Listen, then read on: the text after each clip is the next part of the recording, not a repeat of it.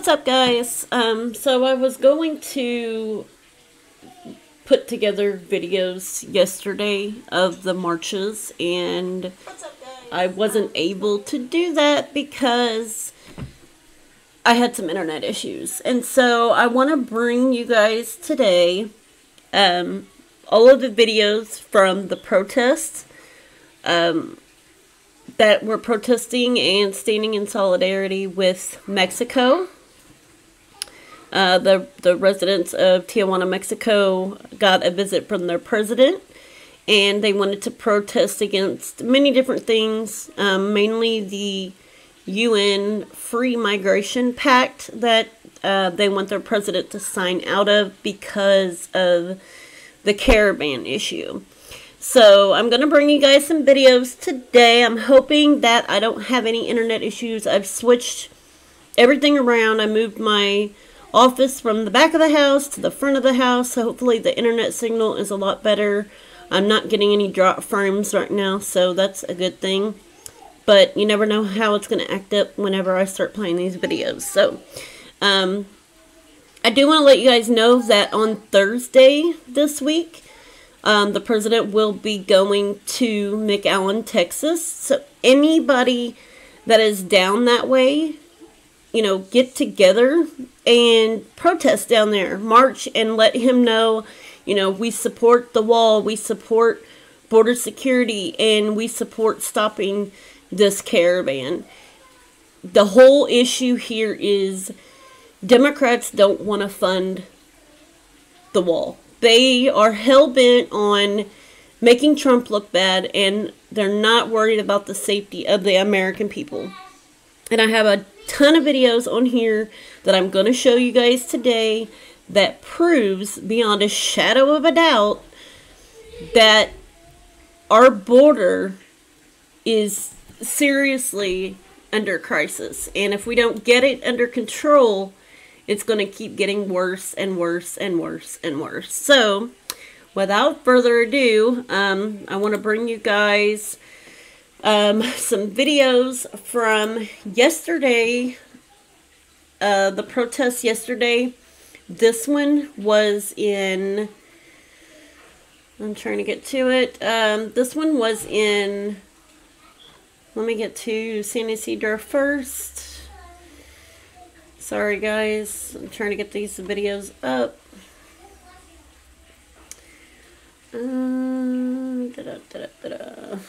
I'm so sorry. That's why when I'm doing live streams, I need to have all this stuff up and ready, huh? Let's see. No, that's in Tijuana. That's in Tijuana.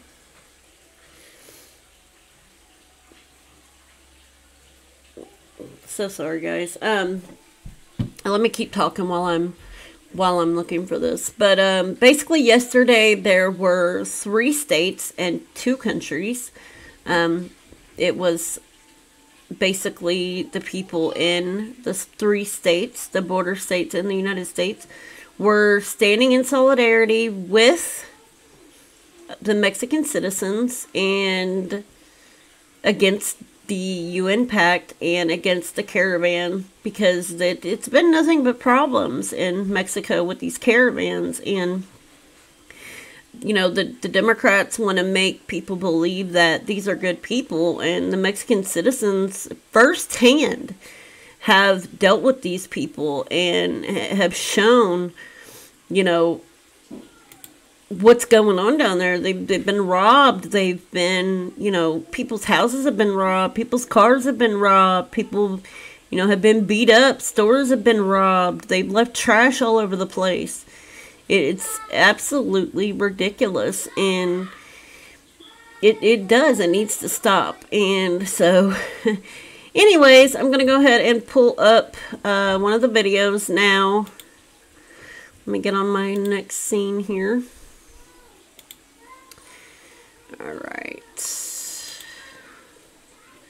Alright, here we go, guys. We're ready! Oh, sorry. No, are you walking with us? Huh? Yeah, we're just walking down here in front of the border.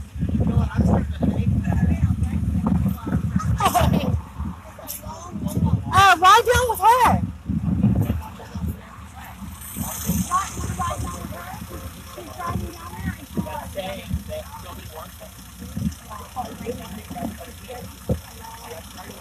Oh, okay.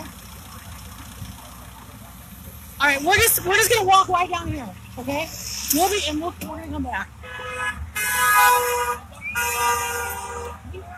I'm gonna make the video bigger so that way you guys can see it real quick. He's having too much fun with that Trump flag.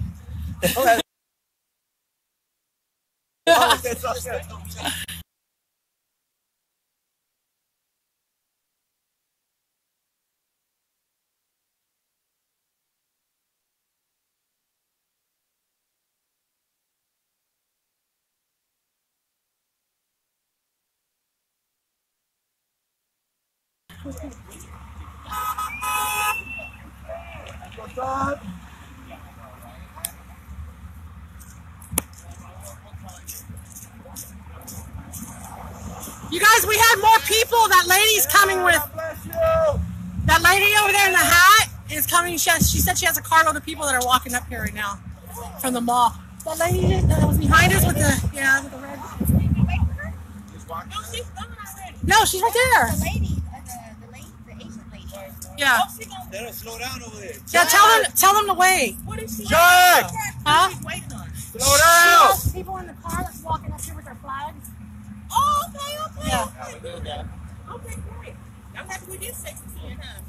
One of you want to tell her that we're going to wait on her?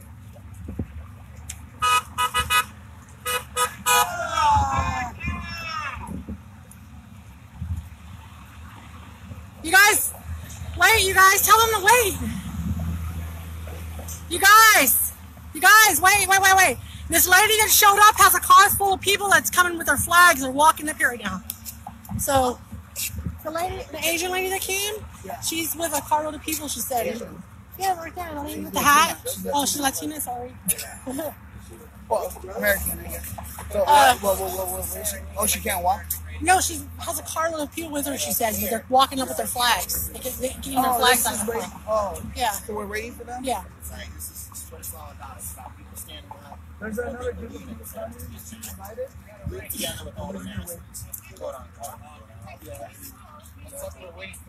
Let's stand over it. Let's stand over by what I'm missing. While we wait. All right, here. Alright, so I'm gonna skip away from the part of just the marching down to the corner. Self-deport! Self-deport! Self-deport! Self-deport! Self-deport! Self-deport! Self-deport! We love America! We love America! We love America! We love America! Obey our laws! Obey our laws! Obey our immigration laws! Obey our immigration law! USA! USA! USA! USA! USA! USA! Bueno, sí necesitamos con ustedes México y pedimos que se salgan del pacto que la ONU les está pidiendo que se formen para tener fronteras abiertas. México, estamos en solidaridad contigo. Estamos diciéndote que te salgas de ese pacto diabólico de la ONU, esa organización que está junto con los demócratas de Estados Unidos, que son unos corruptos. This is Mexico. Okay, so basically what he's talking about is he's telling the people in Mexico, or the people coming from Mexico, or the people that live here, go back to Mexico, back and forth, that Mexico is in a pact with the UN. And the goal is to get the UN, the United Nations, out of Mexico because ultimately it affects the United States. With the UN being in Mexico, it affects us because even though we're not signed on to this pact, The ultimate goal for these caravans and all these people coming is to get into the United States. And although we don't have open borders, unfortunately, we do have catch and release. So these people are coming, they're crossing the border, they're cutting in front of thousands of people that have been waiting for asylum for jobs. And I have messages from a guy in Honduras that states there is no persecution or war in their country. So that's a bunch of crap. They're coming here for jobs, guys. There is poverty there. There is gangs there. There is, you know, like, just, there's stuff going on in their country, just like there is in our country. So there's not really a difference between them and us, except for, yeah, there's more poverty, but that's not the ultimate problem. Is not to come here to the United States, because we're going to eventually turn into their country if these people keep coming. So we don't have open borders, and we're not signed on to the UN Pact, but we have catch and release because the Democrats will not sign to fix these laws. They have blocked President Trump's laws for the asylum proclamation that he had as an executive order. They blocked it in the Ninth Circuit. And then SCOTUS decided he wanted to, you know, oh, well, Trump said this about me, so now I'm going to block his law. It had nothing to do with, you know, political views or whatever, because there's plenty of videos that show that these people are coming for jobs and they're not coming for asylum. And it's a complete abuse of the asylum system.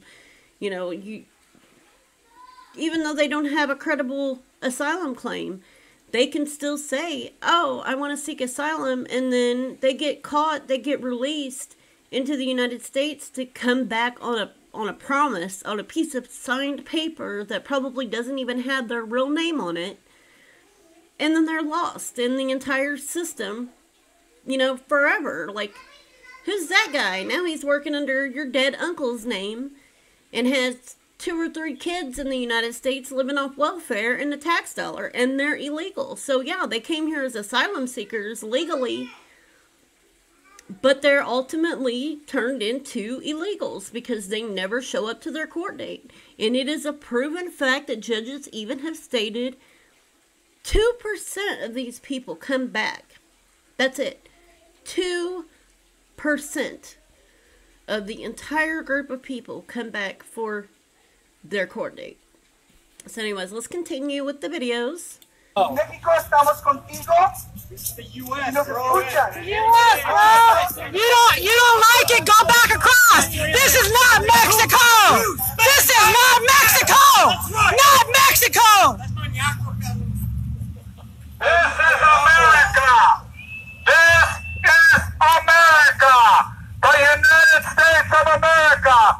This is not Mexico. Mexico's over there. That way. So that's what you want to do? Go back to Mexico. That's the border. Go back. Go back.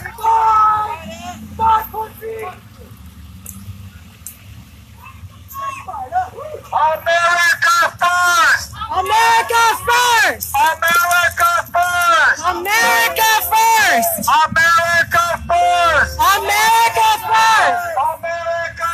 America first. America first! America first. America first! America first. America first! USA. USA! USA. USA! I know I'm watching them. USA!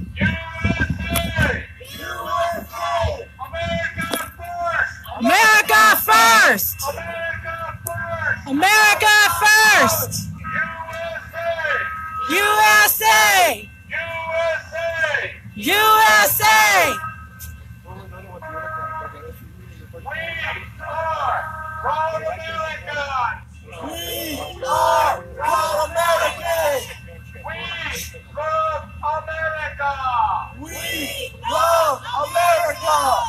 Obey our laws.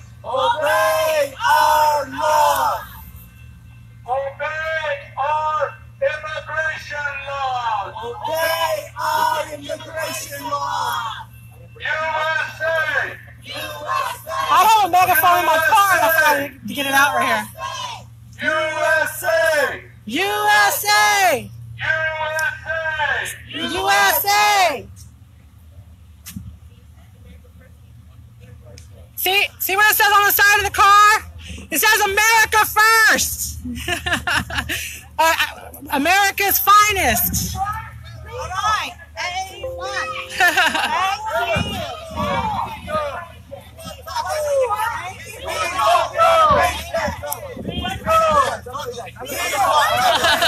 We want tacos too! Go buy us some! I want y'all to look at the blatant disrespect of people that are coming from Mexico, people that live in America, the utter disrespect they have for this country. And they don't even realize what they have. They are seriously taking so much for granted. These people have no idea what it's like to live in an actual war-stricken country. How in the heck did that get over there? They have no idea. They've never in their life had to deal with anything other than a video game. That's the sad part about it. We're so brainwashed by video games and all of this just nonsense and mainstream media. I'm telling you right now. Sorry. I was a Democrat and I grew up a Democrat my entire life. My entire family are Democrats and they're gun-ho American. Let me tell you, they are gun-ho American. And back then, back when I was younger, I mean, we had Democrat, we had Republican, but in the end, like, we all came down and agreed to one thing, and that was the good of the United States, the good of the country. There was barely, there was illegals here, but it's nothing like it is now. And the sides that are being played and the disrespect to the country, the disrespect to the flag. I've literally seen when Trump was voted into office, I'm not going to lie, I was upset. I was highly upset because I didn't like Hillary either. But at the time, I really didn't like Trump. But when I watched over the 2-year period of the way people behaved and the burning of the American flag simply because they didn't like who the president was, it made me completely sick to my stomach. And 90% of the people that were burning the flag and these activists, they were doing nothing before this except for sitting at home playing Call of Duty or freaking Fallout. And now they want to jump up and say, oh, well, now it's my time to say what I want to say. And that's not how it works. You don't have to like who the president is. You don't have to. But you do have to still respect the country and the laws and everything in it. And that's what it comes down to. The Democrats, and I'll get into this whole thing in this video, but the Democrats, their sole purpose is to make Trump look bad. That's it. I mean, you could tell by Rashida Tlaib, or whatever the hell her name is, you could tell by her comment right after she was sworn into office what their sole purpose is. Before... Mom! What, baby? Hold on just a second. I'll be right back, guys. Go back to Mexico.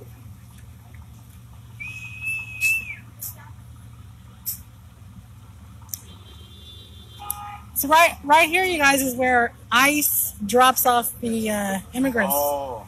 They drop them off just right here in the middle of the street in front of the trolley. Yeah. And like, just go on, you're Yeah, free. they do their little asylum thing and drop them off in the street right here. Wow.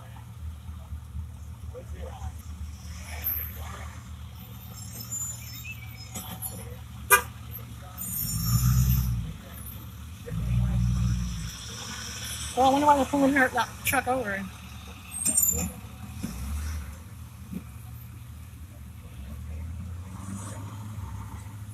Oh, they're pulling these cars over. These people just came from Mexico. The officers pulling their cars over.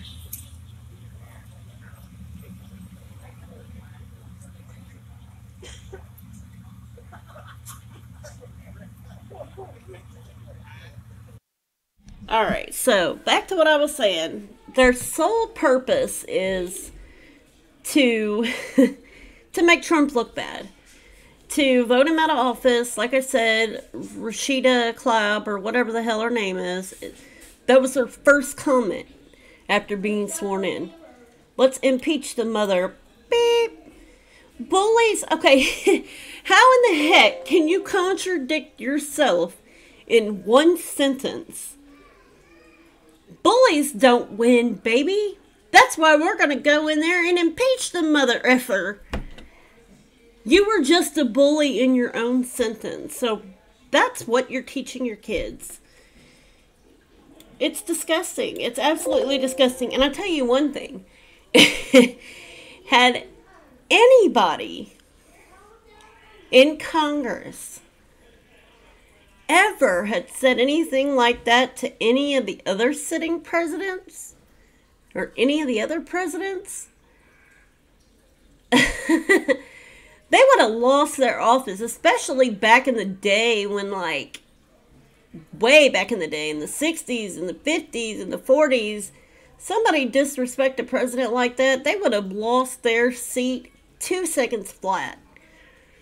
But now we got this yahoo who comes in and is sworn in on the quorum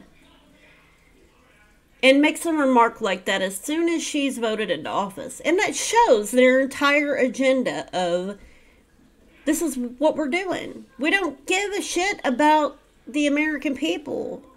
Our goal is to make Trump look bad, and we're going to get in there and we're going to impeach him. That's our first goal. Not to keep the American people safe. Not to fix the loopholes that are all over our immigration system.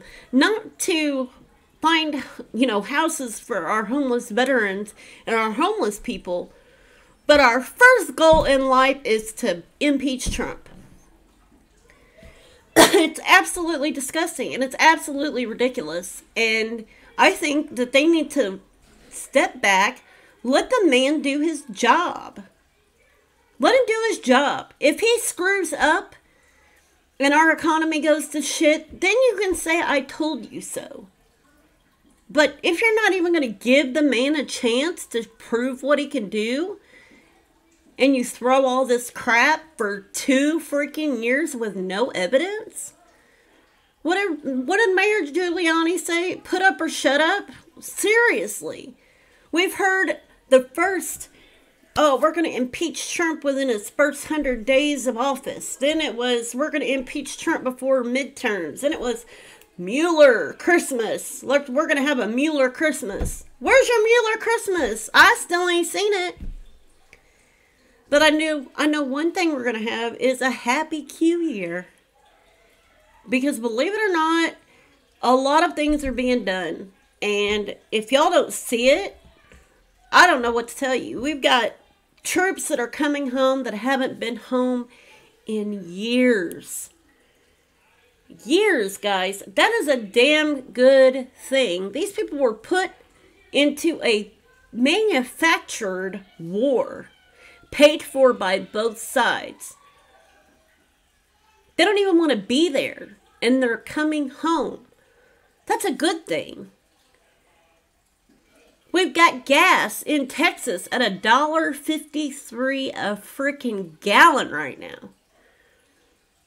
I'm getting $2,000 extra back on my tax check this year for child tax credits. And everybody's like, oh, well, we're not even getting those tax credits. If you did your taxes last year by yourself, you would have known that this year is when all of that kicks in because Obama's stuff had to run out so Trump's stuff could pick up. And that's what's happening this year. Because Obama's expired and now Trump's is picking up this year.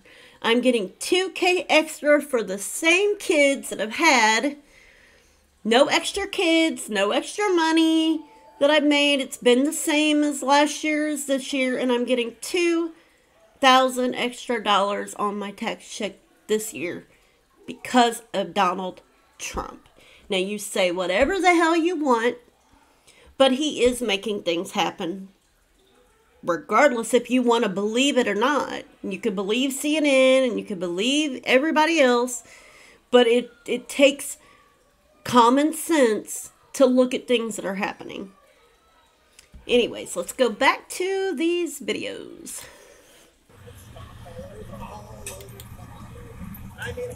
You can see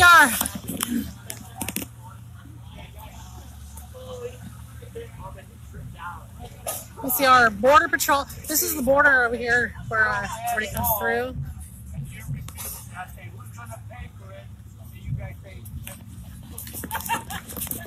Yes.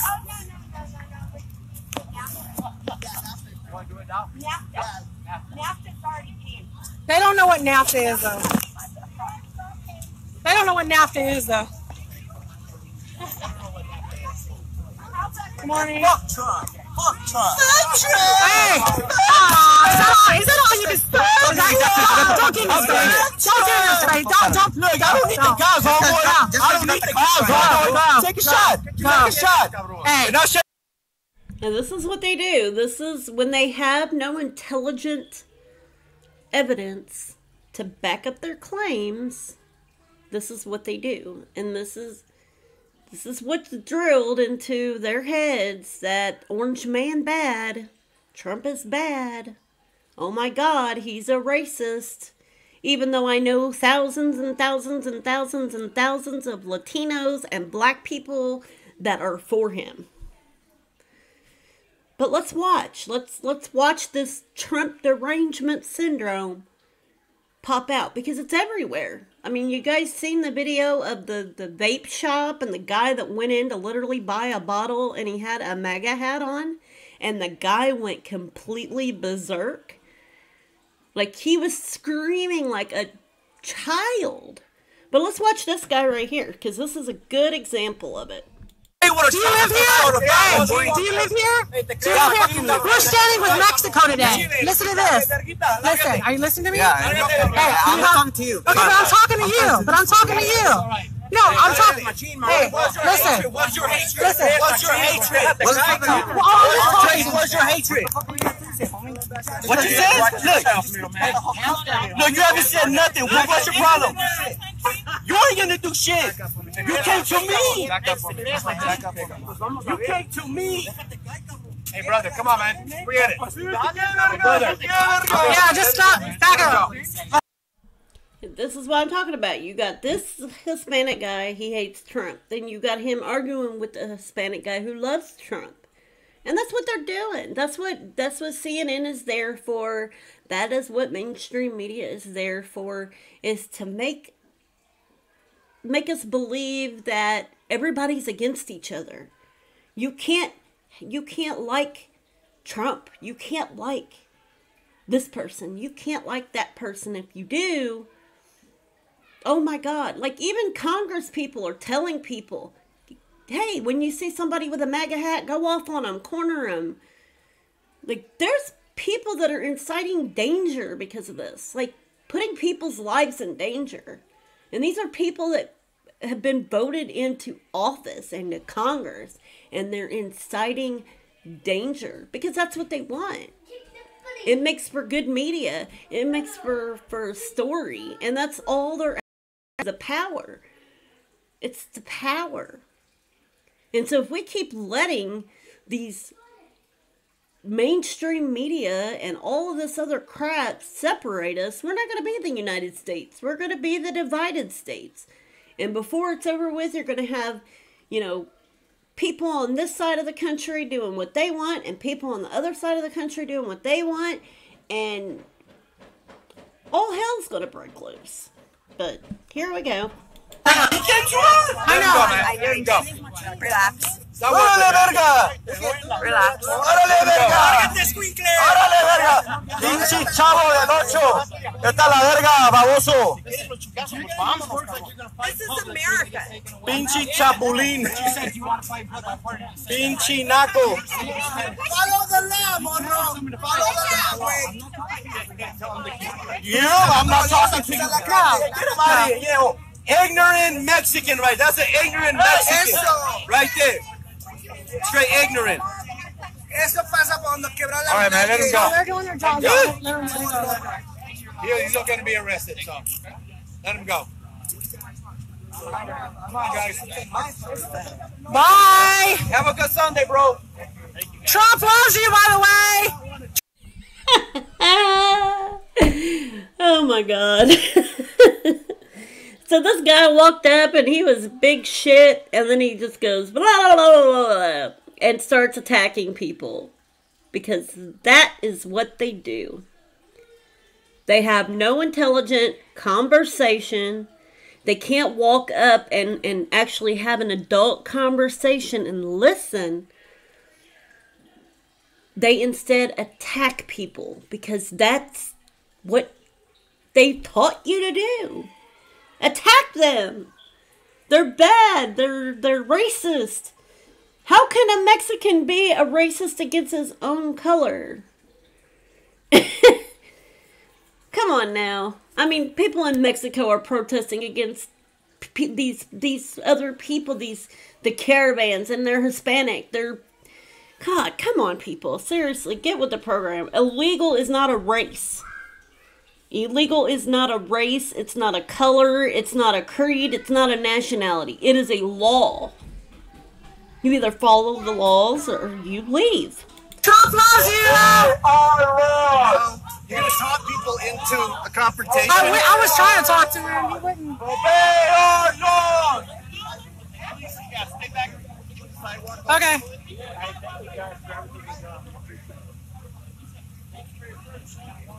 Guys, thank you for your service. We appreciate it.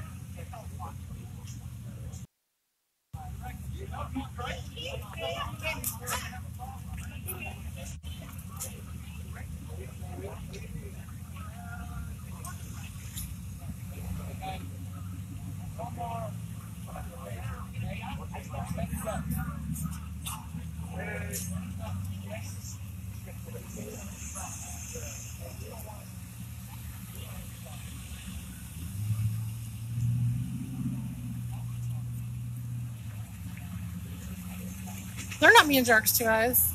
They're actually being pretty cool to us. They told us we can stand out here and do what we're doing. You know, it's a public place, but they have been, like, you've seen how fast they came over here when they seen him approach us. So I'm gonna find another video from yesterday. That protest was in San Ysidro, which is the San Diego border with Tijuana. Tijuana. I want to make sure I say that right because I know people get upset. That's what I'm saying. My internet is just whacked out sometimes. But I'm gonna get to the protest in Arizona. And then we'll go to the one in Texas as well. So, let me scroll up here and get to... Oh, I do want to play this video for you. This is Ada de Thomas, and she is with Melinda and basically talking about why they were doing the protests. So let me go back to that scene. And here we go.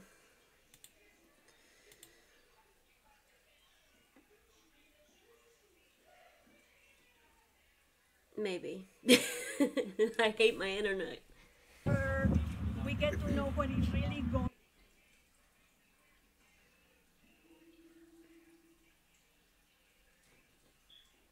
on in Tijuana, because the media is not telling the truth, and so she's one of the few people amongst others that has been really exposing her safety to go and let us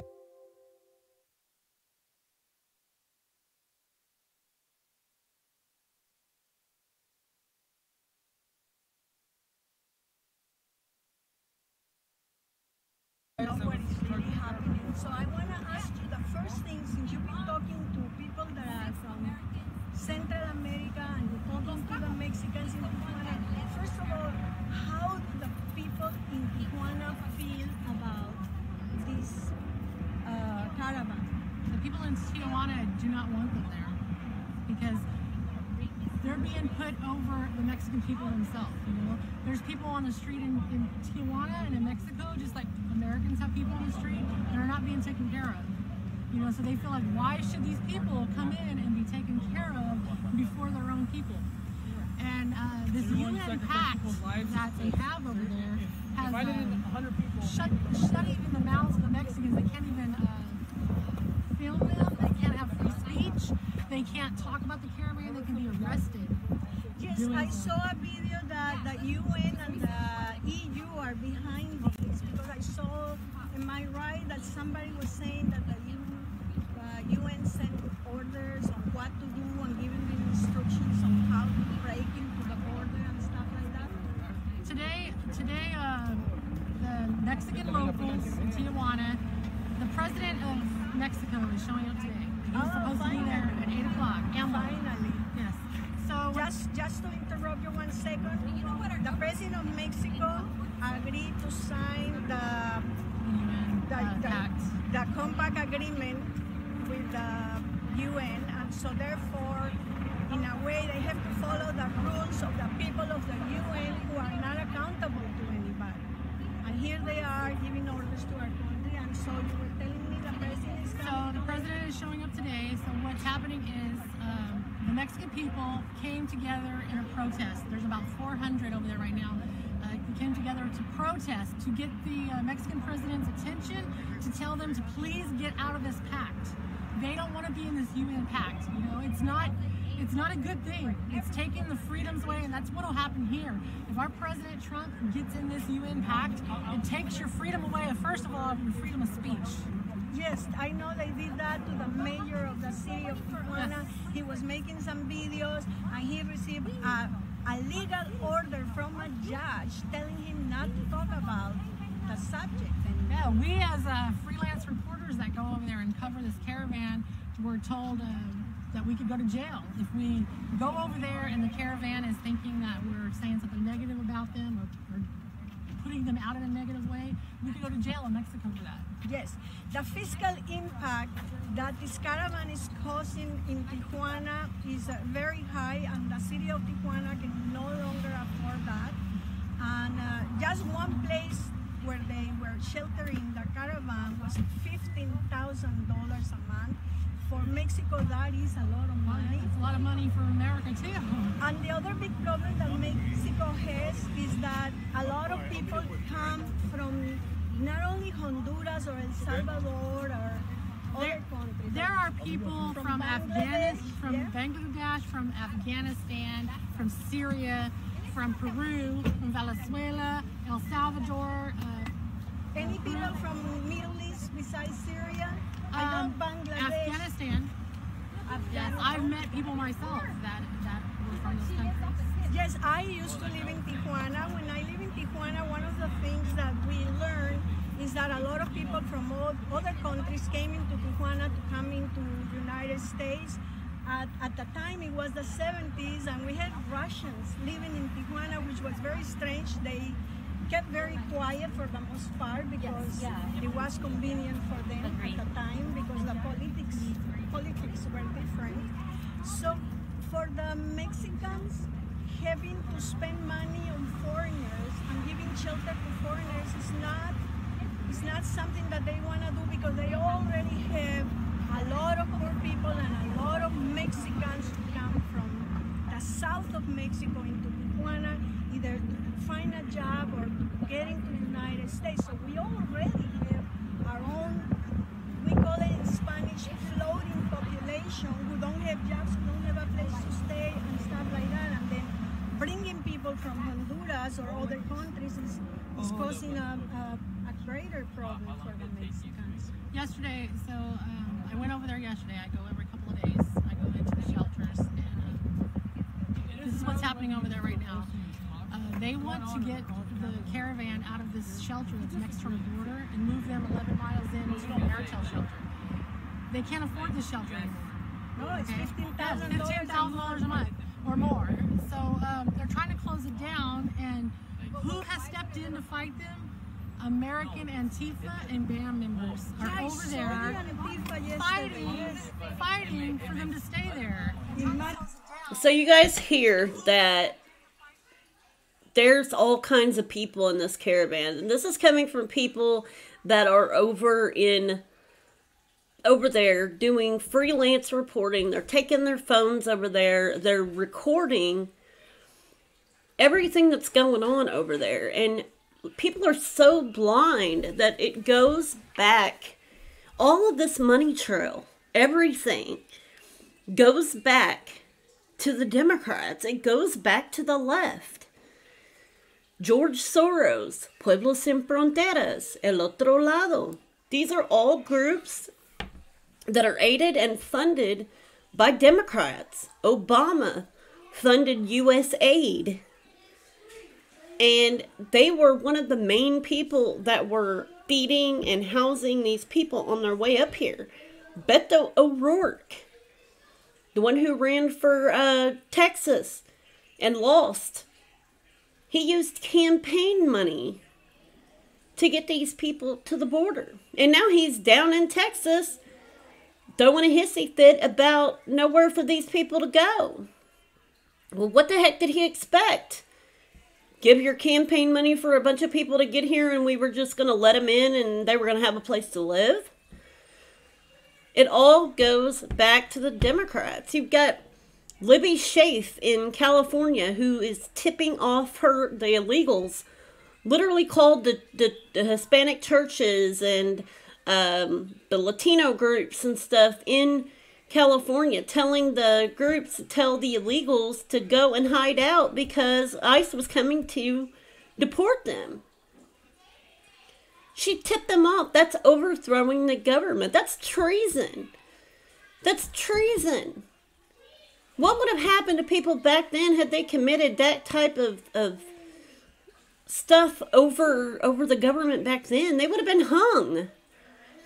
You got Beto O'Rourke using campaign funds. You've got Cuomo in New York pardoning over 20 illegals for murder and rape. You got Pramila Jayapal that is from Washington down at the border, sitting with these people for 16 hours outside at the border trying to tell Border Patrol to let them in. But she can't sit one night outside with the thousands of Americans she has sitting underneath of a bridge. It's absolute nonsense what these people are doing.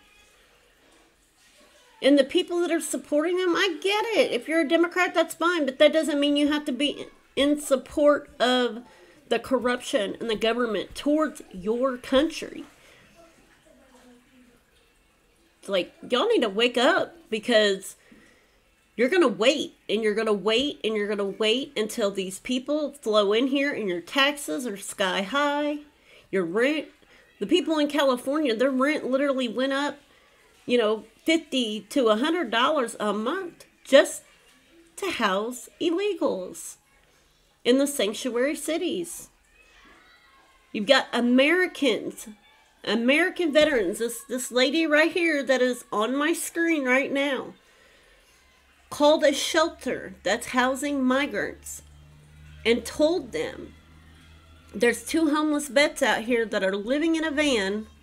They're both in wheelchairs. They're living in a van. It's cold outside.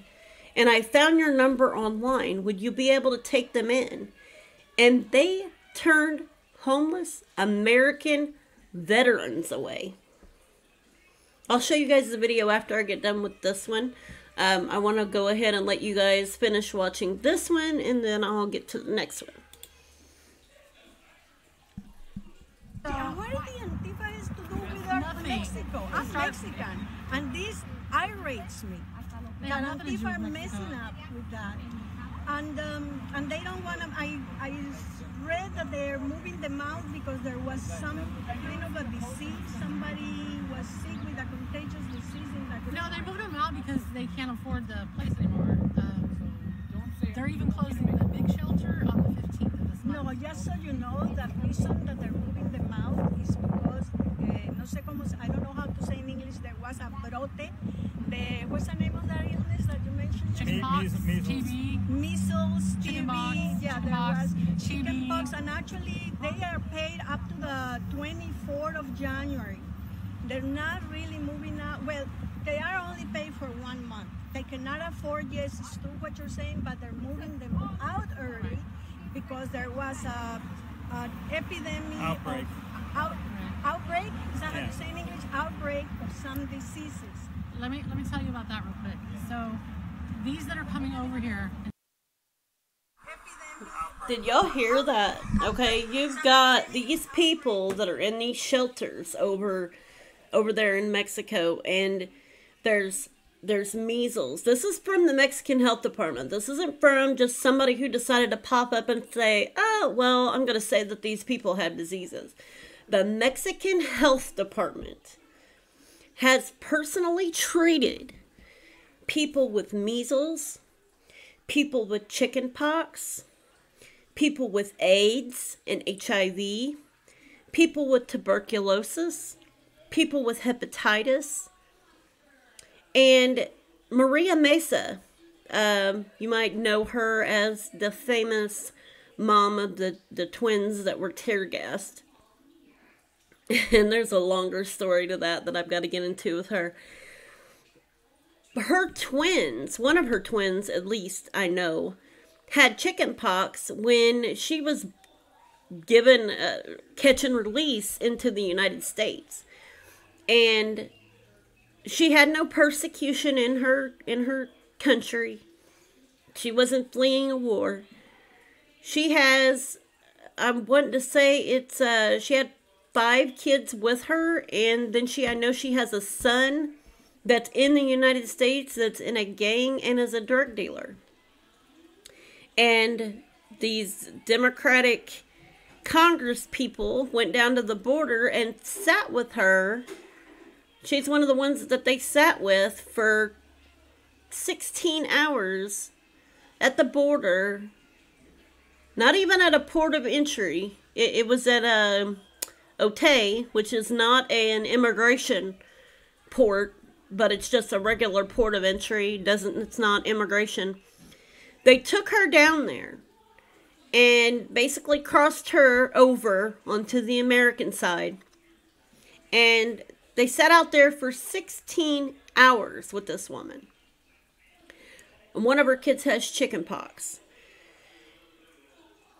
No persecution. Like I said, no persecution. She simply has her baby's dad is over here, and she has illegal cousins that are in the United States. And she's even in an interview telling this, and I'll get into all these videos.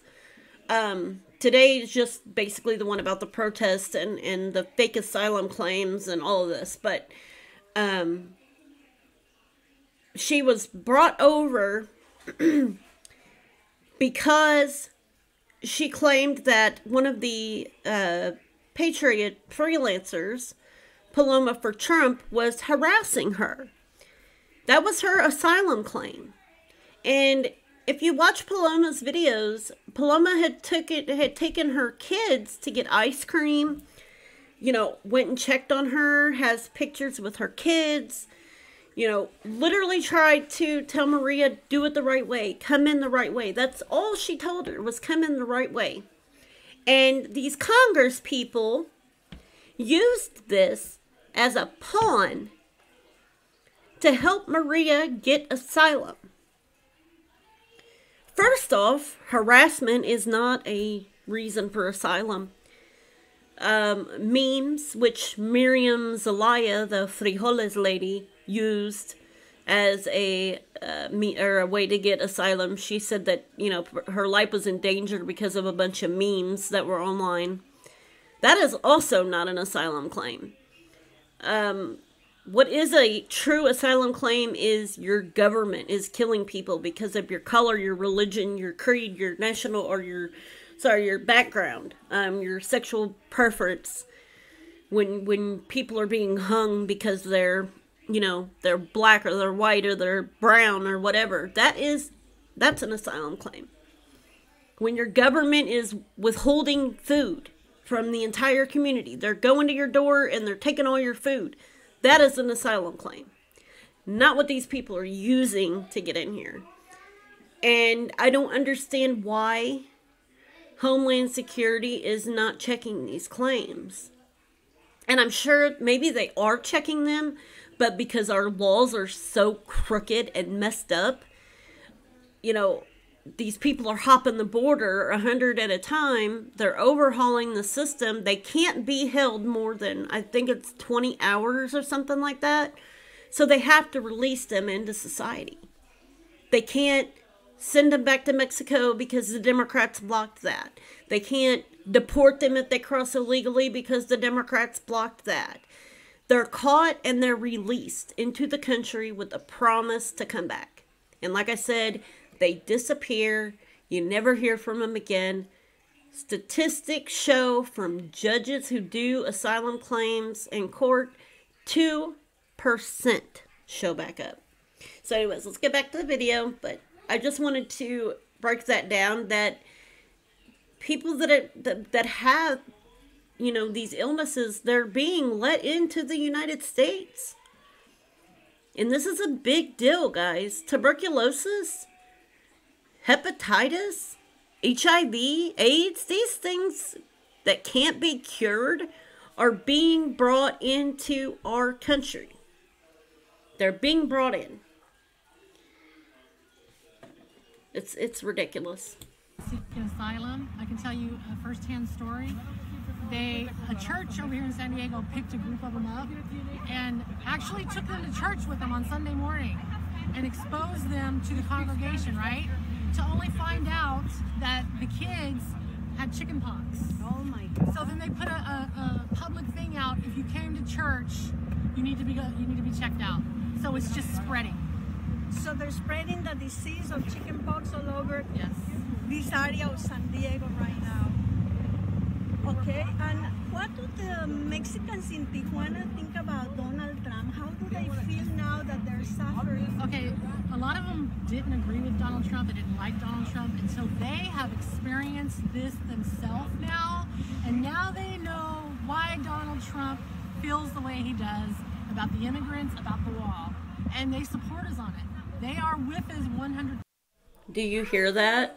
The people in Mexico did not support Donald Trump before. But they support him now because they have first-hand seen what is going on over there. First-hand. And that's all you have to do is look it up. There's so many videos out there, guys. So many videos. This guy right here, Blue, Oscar Blue, he lives in Tijuana. And he does videos there. Paloma for Trump. The lady on my screen, Melinda Henry Oporto. AZ Patriots Movement. There's several different channels, and I'm going to post them after I'm done with this video. I'm going to post them so you can check out their videos. I know that you're going to post comments in the comment section, oh, racist, oh, this, oh, that. It has nothing to do with race, guys. Nothing. My name isn't Cristina Segundo Hernandez for nothing. My family's 100% white American, Caucasian American, whatever you want to call it. My kids are half Mexican. So I'm nowhere near racist. I was married to a Honduran who beat the crap out of me, left me for dead, was deported, and is now back on American soil because of Democrats and not passing laws. That's how messed up it is. But that's for another story. Let's go back. Yeah, I wanted to ask you about that. What do the Mexicans think about the wall? Are the Mexicans demanding also the wall? Yes, they want the borders. They want their border secured as well down in southern Mexico. Guatemala, Yes. the border with Guatemala, Rio Suchiate, and so that's. You hear it. The lady that is from Mexico wants the wall. And why does she want the wall? Because the people that are coming from Central America are coming to get into the United States, and they're causing problems at the border.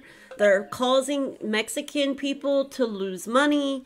You know, them doing their rushing the border games that they did when they first got here. That is causing, you know, problems for the people that work in Mexico and come back across the border, or the, you know, vice versa. It causes so many problems and causes people to lose business. And it literally, I don't understand why it's so hard for the Democrats to stand up and say, okay, we're going to fix these laws once and for all. This is going to be this way. This is going to be this way. You know, the asylum law is going to be this way. There's not going to be any abuse to the system anymore. You know, get some judges in there to do their claim right then and there. Right then and there. Clear it out. Start fresh. Get all the people that have been waiting. Get them taken care of. Get them deported or whatever you're going to do. Do not catch and release them into the country to not be found again. Go through the country. Give the police officers the right to pick up, you know, illegals or have them deported. Have a plane waiting. For God's sake, use Air Force One if you need to.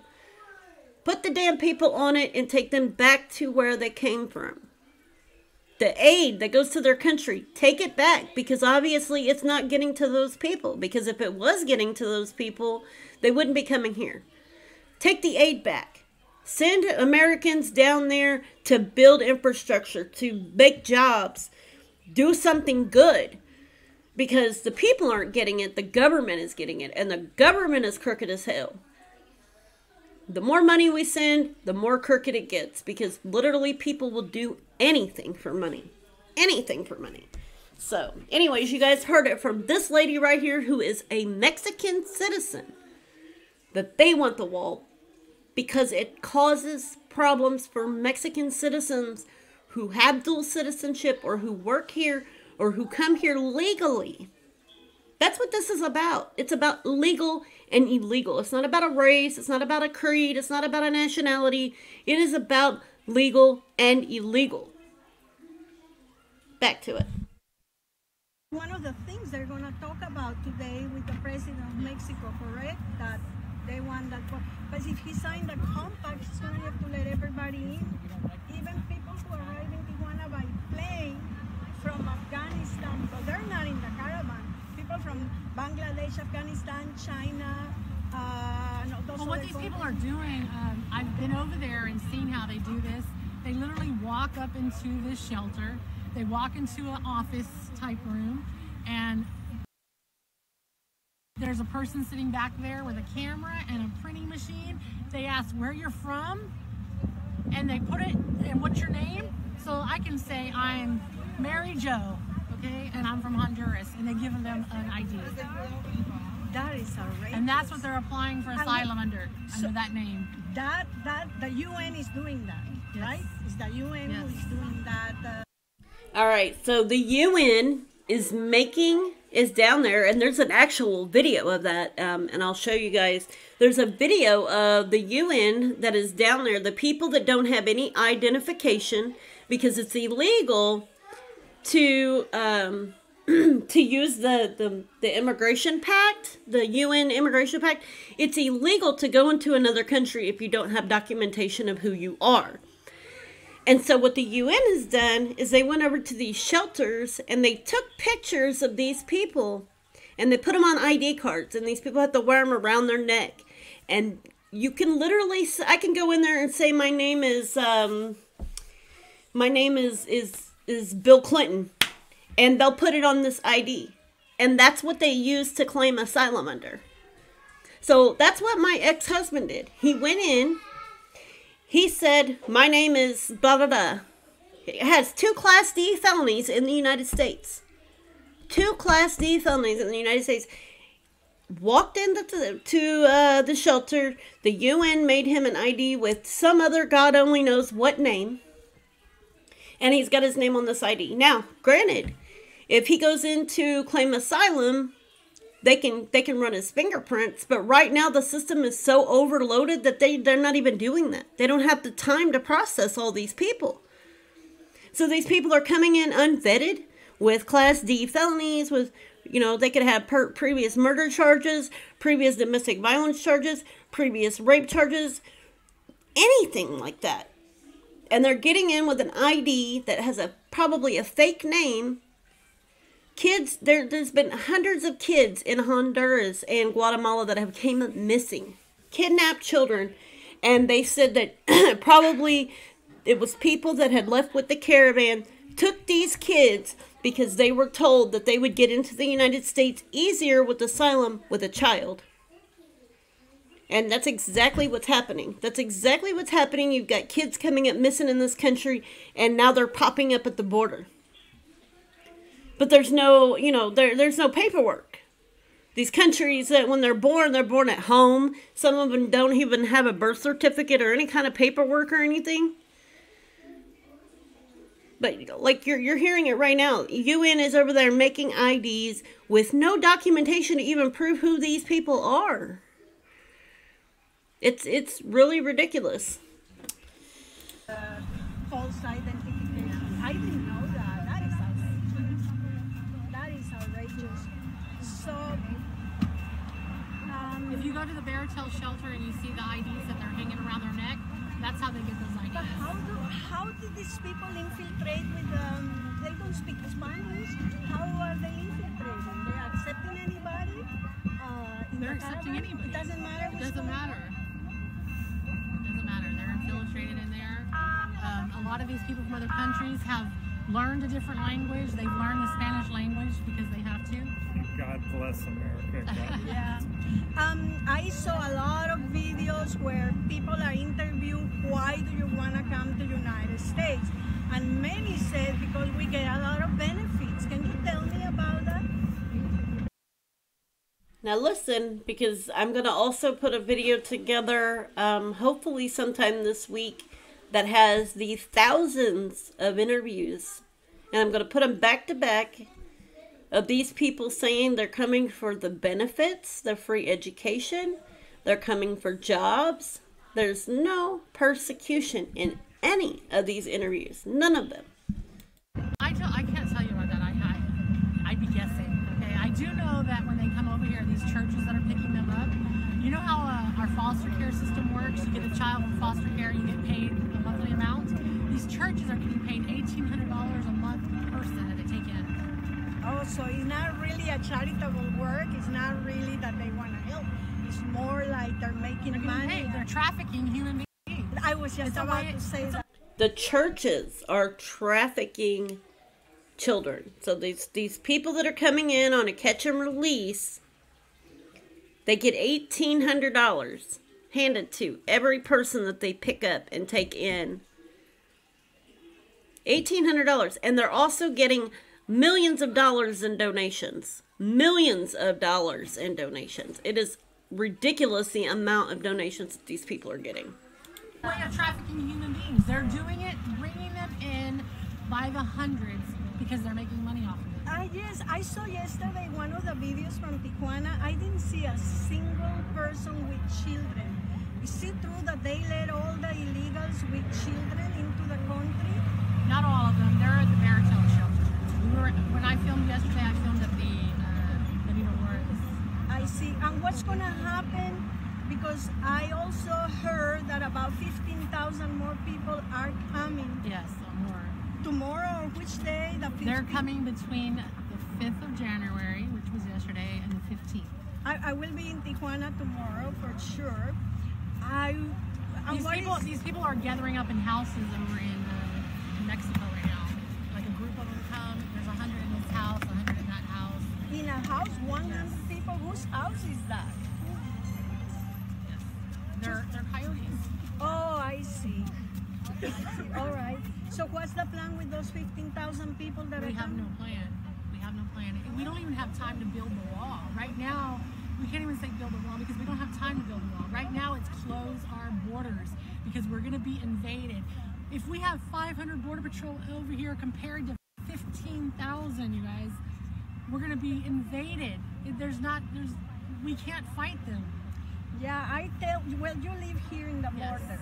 I did live in Tijuana, now I live in Los Angeles, and I tell people, I seen it with my own eyes, people running in the mountains, people entering from the beach. I seen this over the years more and more, and I tell my friends who are doubtful about what's going on that about 300,000 people a year want to come in, and it sounds like to them like I'm saying 30 people.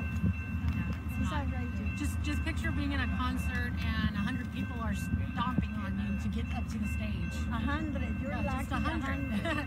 We're talking about thousands. Just imagine 1,000. Well, thank you very much. Thank you. Nice to meet you guys. We're headed over to Mexico right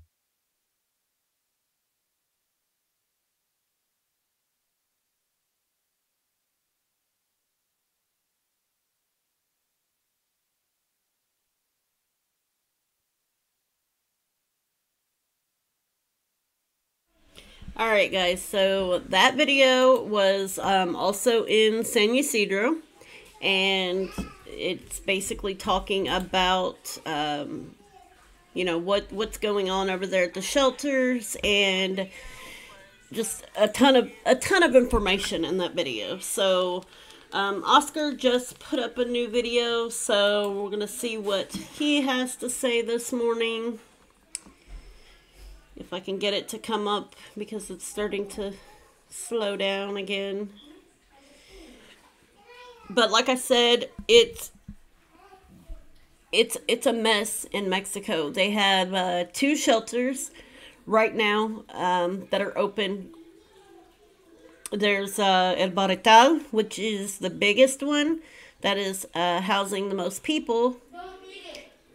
Out of the 8,000 people, there's now 1,500 that are in that shelter because the other ones have already gotten into the United States on catch and release. That is just in Tijuana and California alone. That is not including the 8,000 that have gotten in within a few weeks here in El Paso, Texas. There's another, 7,000 to 8,000 in Arizona. There's another 7,000 to 8,000 that have gotten in New Mexico. It's an absolute ridiculous mess. So these people, they're getting in, guys. They're getting in on catch and release, and they're not going to go back to court. So while they're coming in under asylum fraud, which I call it, asylum shoppers, they're going to end up being illegal because they are not going to show up to their court dates. Some of them may, but over 90% they're not going to show up.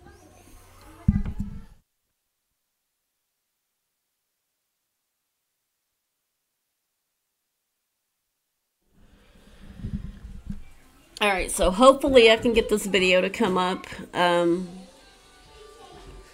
I'm not sure why it's going so daggum slow.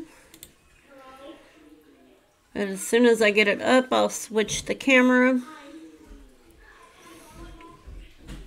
It seems like it's pretty interesting video from the comments. The one that I'm doing now is from a freelance reporter, Tori.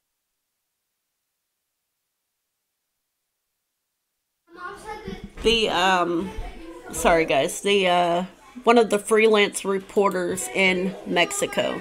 His name is Oscar El Blue. You can find him on Facebook as well under Oscar OSCARELBLUE. So, alright, we're getting the video up, so let me switch screens real quick.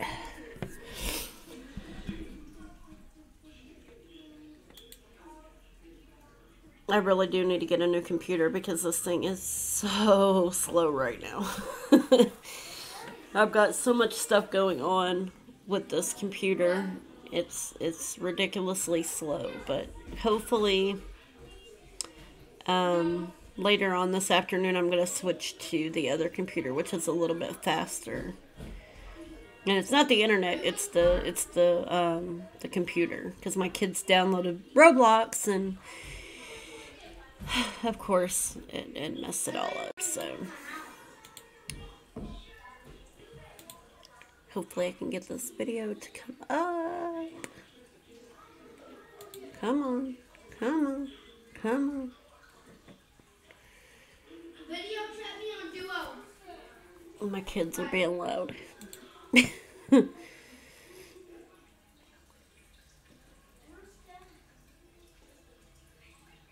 Of course, when she walked in, it took another, her phone's also hooked to the internet, so. For each device, it takes a few hundred megabits per second from my internet. I should just hardwire it so it'll be a lot easier. Let me I'm gonna reset this video real quick. But anyways, back to what I was saying. Let me go back to this screen. So, basically, now we went over the asylum abuse that's going on with the system. We went over what's going on at the shelters, and there's thousands and thousands of videos, like I said, that I'm definitely going to. I'm not going to do a live stream, but I'm going to piece them together so that way you guys can see, you know, what I'm talking about. It's ridiculous. It's just absolute nonsense. But I think we're going to be able to get it to come up now. I mean, I'm just disappointed in the people of the United States altogether, because, like I said, even though we got Democrats and Republicans basically at each other's throats right now, it all comes down to one thing, and that's the country and the future of your kids. And where, yes, it's okay to feel bad for migrants, that there's a fine line between your kid is starving. Are you gonna give your kid food, or are you gonna give your kids food to everybody else? I mean, that's the hard thing, you know. It's hard. It's hard to turn somebody away, but when you're struggling as it is, and everybody's saying, "Oh, well, United States is the richest country in the world." No, we're really not. We're in debt because, you know, these we're giving these countries money. We're not getting anything in return, and they're sending their people here still. So it's kind of like, okay, well, you know, why are we giving you money if you're just sending your people here? It makes no sense. So for some reason, this thing is slowing down. I don't care. And acting a fool, so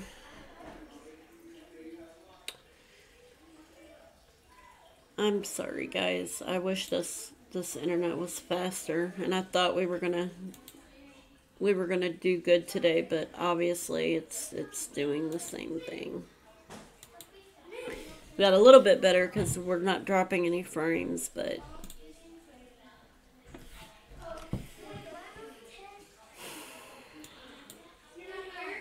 alright, so I'm gonna copy and paste this and just, oh Lord.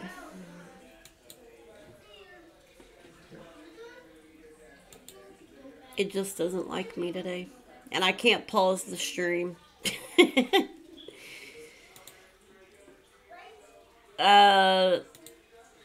So what I was saying with Trump is going to the border on Thursday. It's basically to find out, like, from firsthand from Border Patrol what's going on. Which is a good thing, because then, you know, he's going to know what's really going on down here. Because it's hard. You got, you know, you got media saying one thing and this media saying the next. You need to know, like, firsthand what's really going on.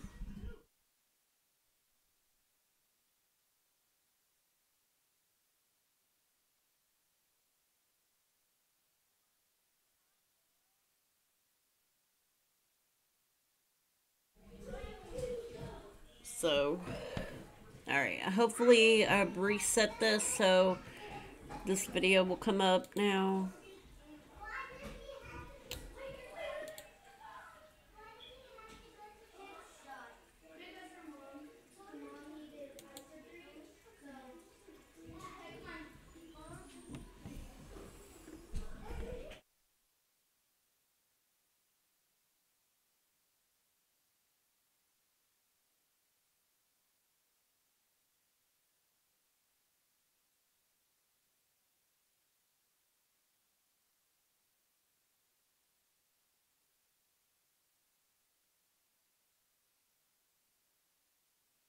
On that country.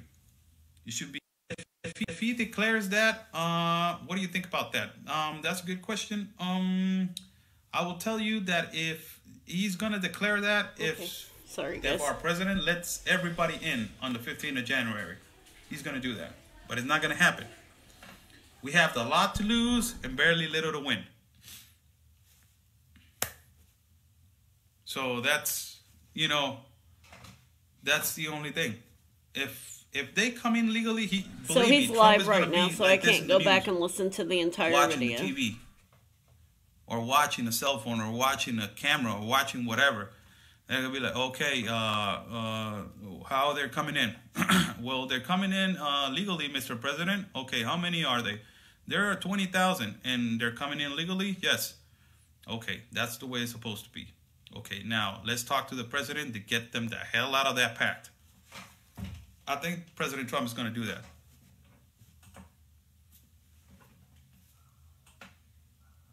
I don't think that it's going to be, you know, other than that.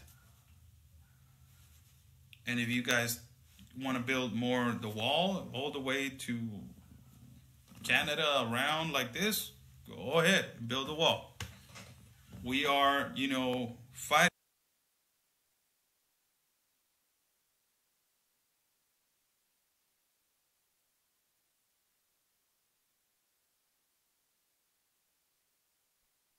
Okay, so his live stream is freezing up. It's not, it's not my, computer. It's his live stream.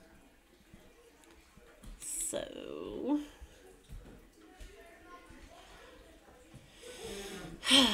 I don't want to wait on his live stream.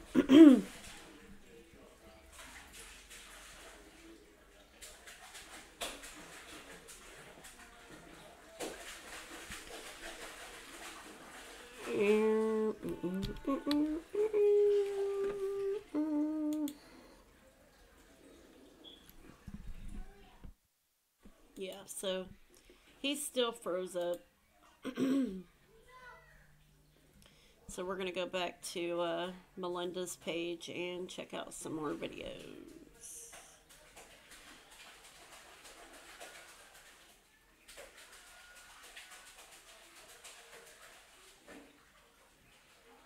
Maybe.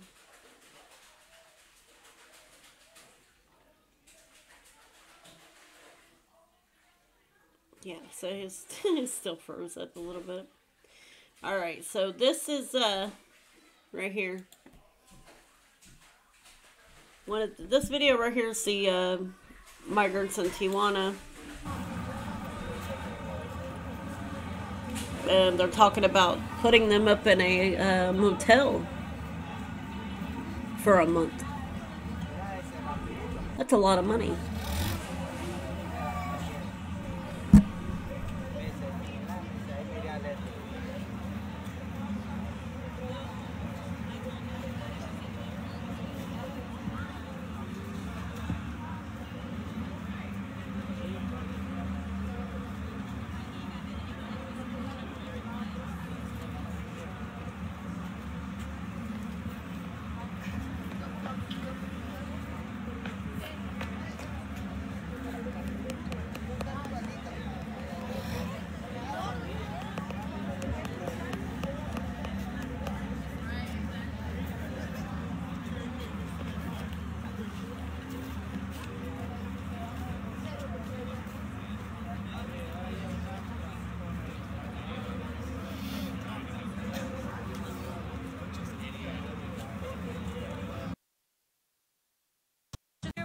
Or eventing here. They're currently at the Lucero Hotel, which is where the president is currently having their press conference, and where current representatives of the Caravana have presented like with a contract, like a pro-immigrant.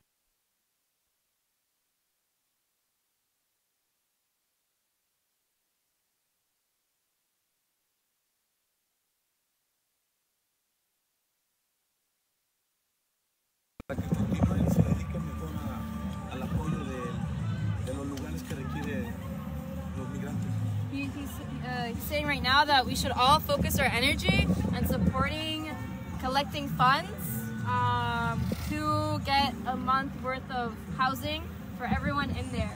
So with that, what does that mean? Find a Venmo from this group to push, find a Cash App, find a PayPal, find whatever GoFundMe link, create a GoFundMe link. I'm sorry? I saw So there's Mexicans that are homeless, and there's elderly that are in Mexico that literally get 42 cents a day for pension, for like retirement. And that's to eat breakfast, lunch, and dinner. And this Yahoo is over there literally saying, push a GoFundMe, push a PayPal to house these people for a month. That's ridiculous. Absolute ridiculous.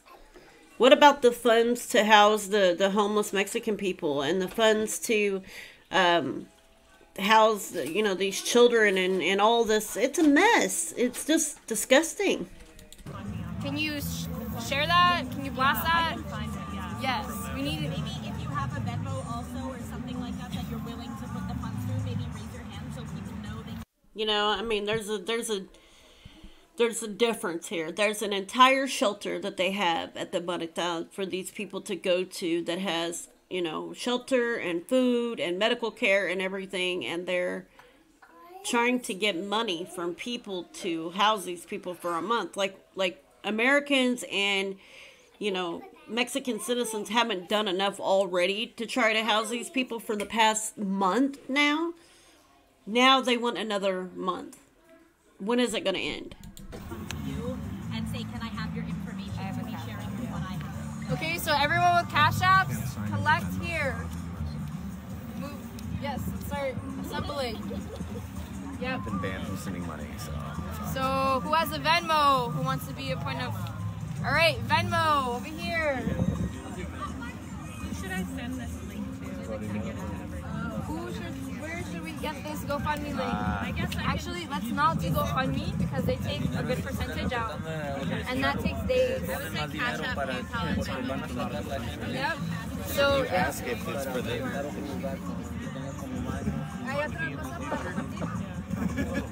That's it.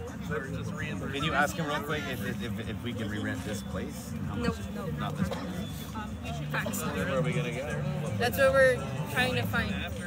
But right now, we can't find anything if we don't have funds. Right. Number one priority. And there's another team who's focusing on finding a house. Or rooms. Or hotel How many rooms. people are here? From the inside, like about 40. Outside here, we have a ¿Cuántos de ustedes están aquí afuera para saber? Now, these are American citizens that have gotten up and went over across the border to help these people. Now, United States has taken in billions of migrants over the years. And they help migrants. They help other migrants. They go across the border and they help other migrants. But you don't see any of those migrants helping our veterans, our homeless people. 2.5 million homeless American children.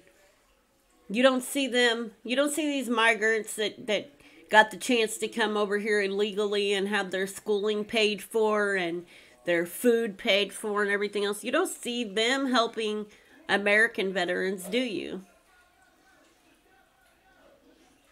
That's why Americans need to step out and do something for our own people. You got thousands of Americans stepping out to help migrants when migrants are already helping migrants. Do something for your own people, or you're going to be the minority. If you can't tell already, we already are the minority in the United States.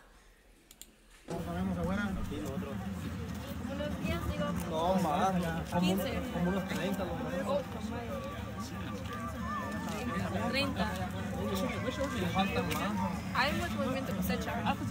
Yeah, but we're like here.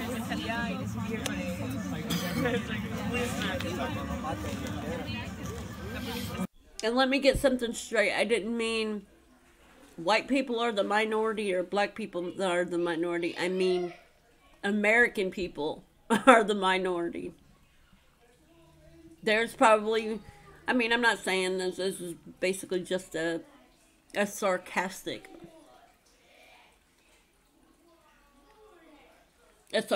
thing to say. Sorry, I'm eating a cracker. Basically, it's a sarcastic thing to say, but legal Americans are the minority. That's what I was trying to say. I wasn't trying to say any color or anything like that, but legal Americans are the minority. And it's getting worse, so it definitely will be. I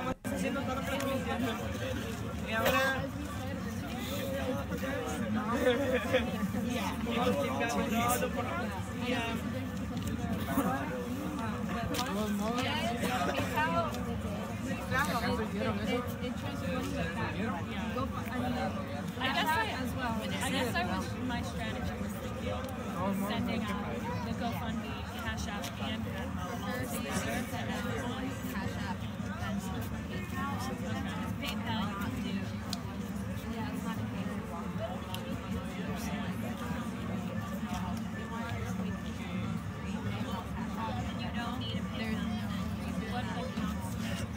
that's what we're trying to figure out. So right now, Dennis, the lead for Venmo, and the lead here for Cash App, okay? Like what was said earlier in the circle, right? Okay? Any questions? Ask anyone else in the circle. If anyone wants to see it, I'm not saying that should happen.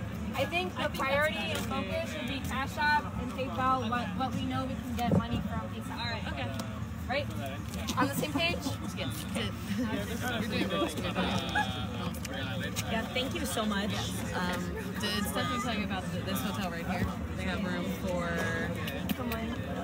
they said 30 and potentially space for an additional 6 families in an area that would have to be like a tent style setup, but I already saw some folks that have like a shit ton of tents, so we have 2. How much?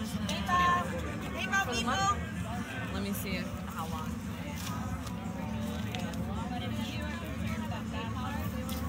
Like, I have a PayPal. Let me figure out the number.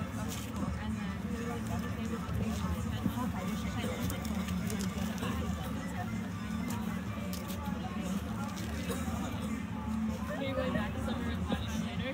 The Wi-Fi's not where I'm staying right now.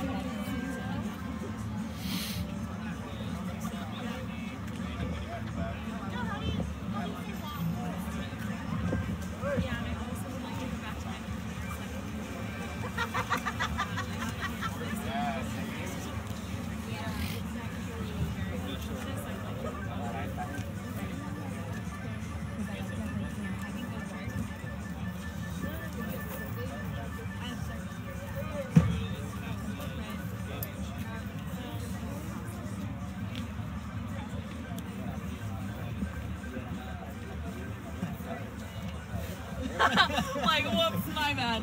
Wrong language. Wrong language. What's the name of the hotel that the president's at right now? ¿Te recuerdas cómo se llama la cosa?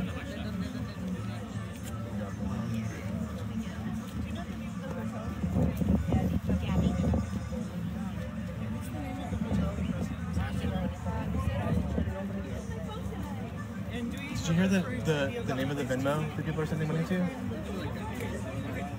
That, it's Shannon's. I can show it to you.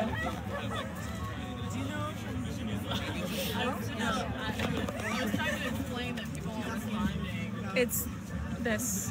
Shani, what's the zero? Hunter? That's it, yeah, zero. Okay, my phone's thanks. going back. This girl is Gabby. I have a team here on the ground that's going to push a Venmo, PayPal, and a Cash App.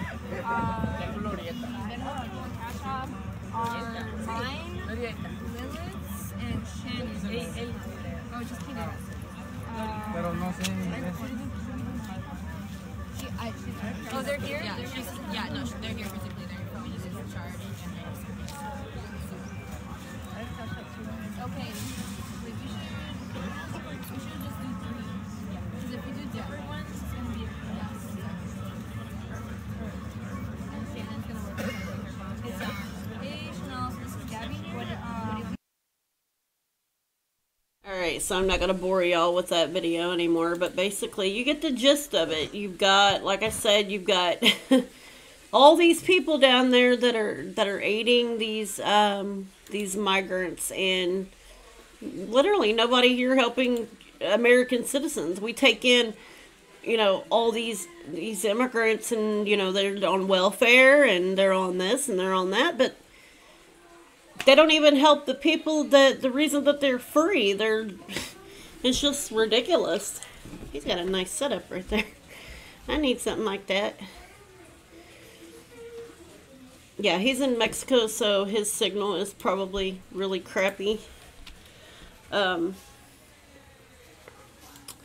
do want to show you guys some more videos from the the protests yesterday. Yeah, here we go. Prince Shakur. Prince Shakur. So Prince Shakur now is organizing the new shelter for the caravan on a GoFundMe. Okay, so here's the protest in Tijuana.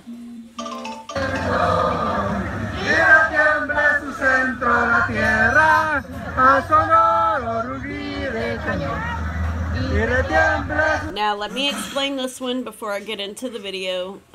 What this says is Mexico rejects the free migration pact with the UN. Tijuana for Tijuana residents. Blue's back on, I think.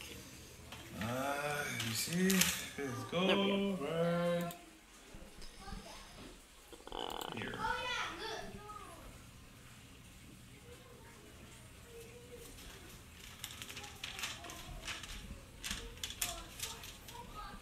I need to do that. Write down what I'm gonna do.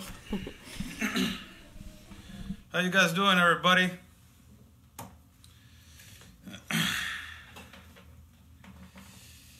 Are you getting a beer this early? No. Coffee.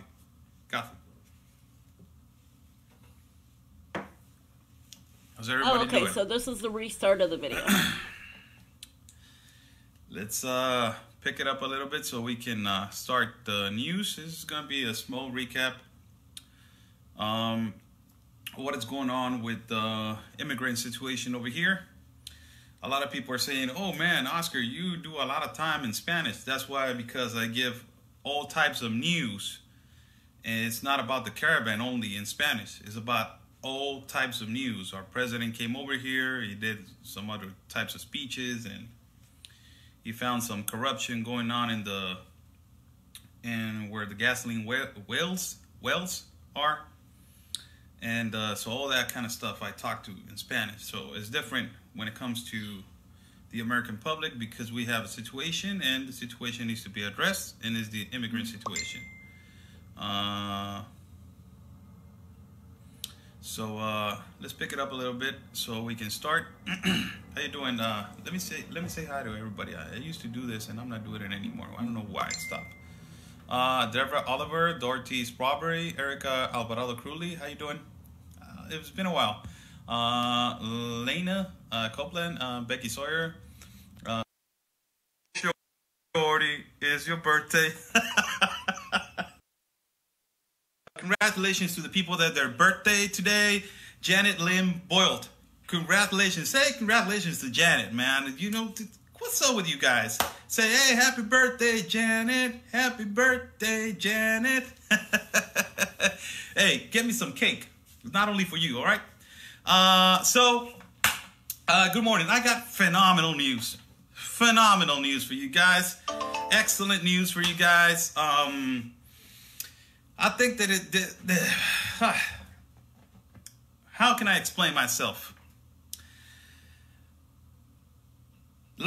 Yesterday, it was not a great success. The rally they were doing in the center of the city, but it was because it was disorganized. I was not the one that was organizing the rally. The two people that they were organizing, one of them is a woman, and she's an incredible and phenomenal woman.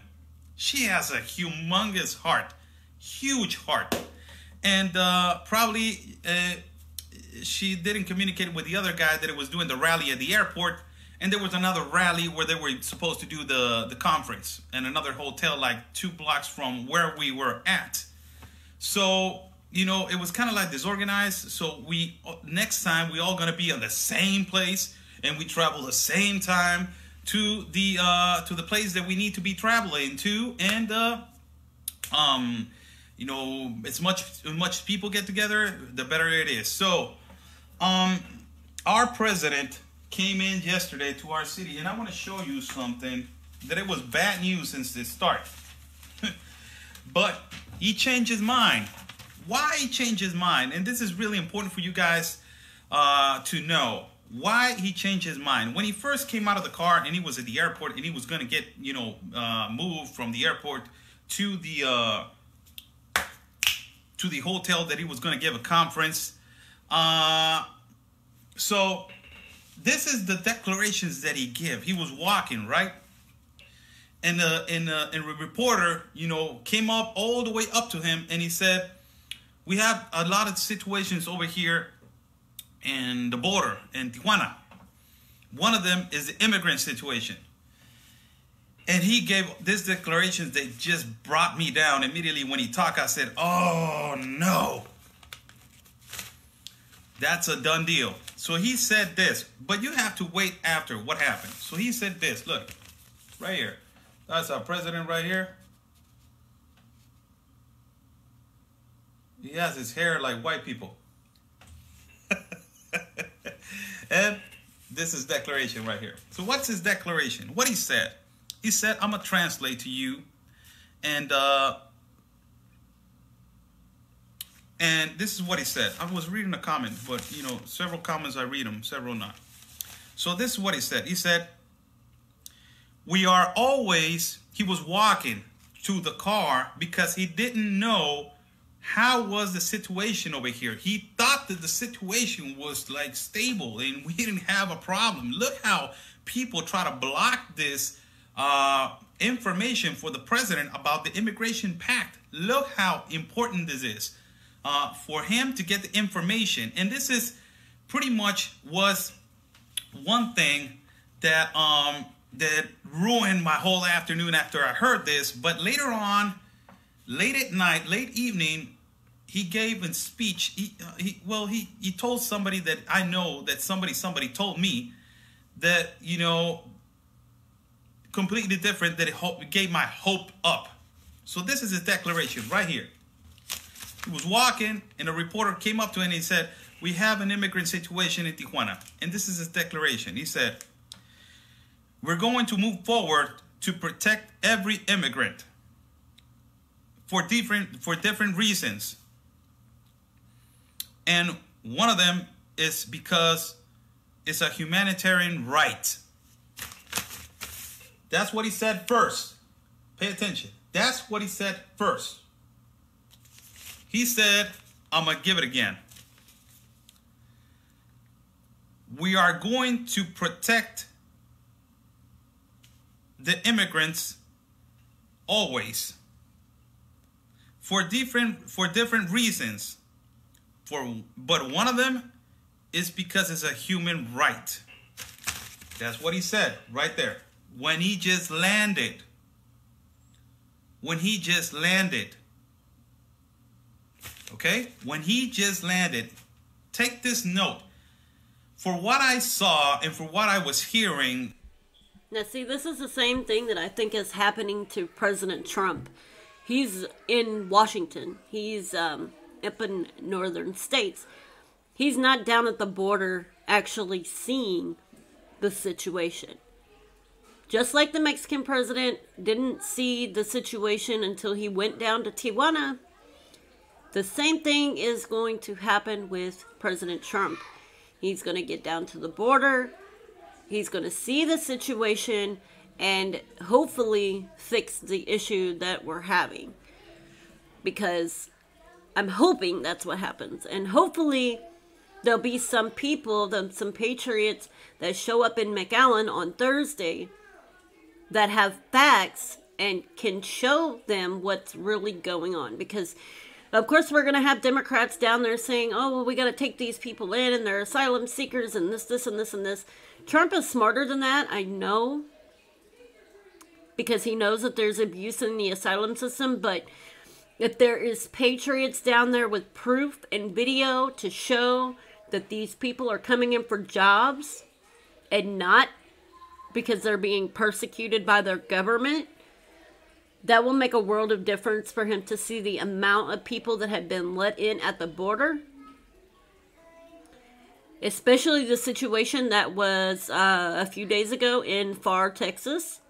The Border Patrol was being shot at from the Mexican side of the border with AK-47s.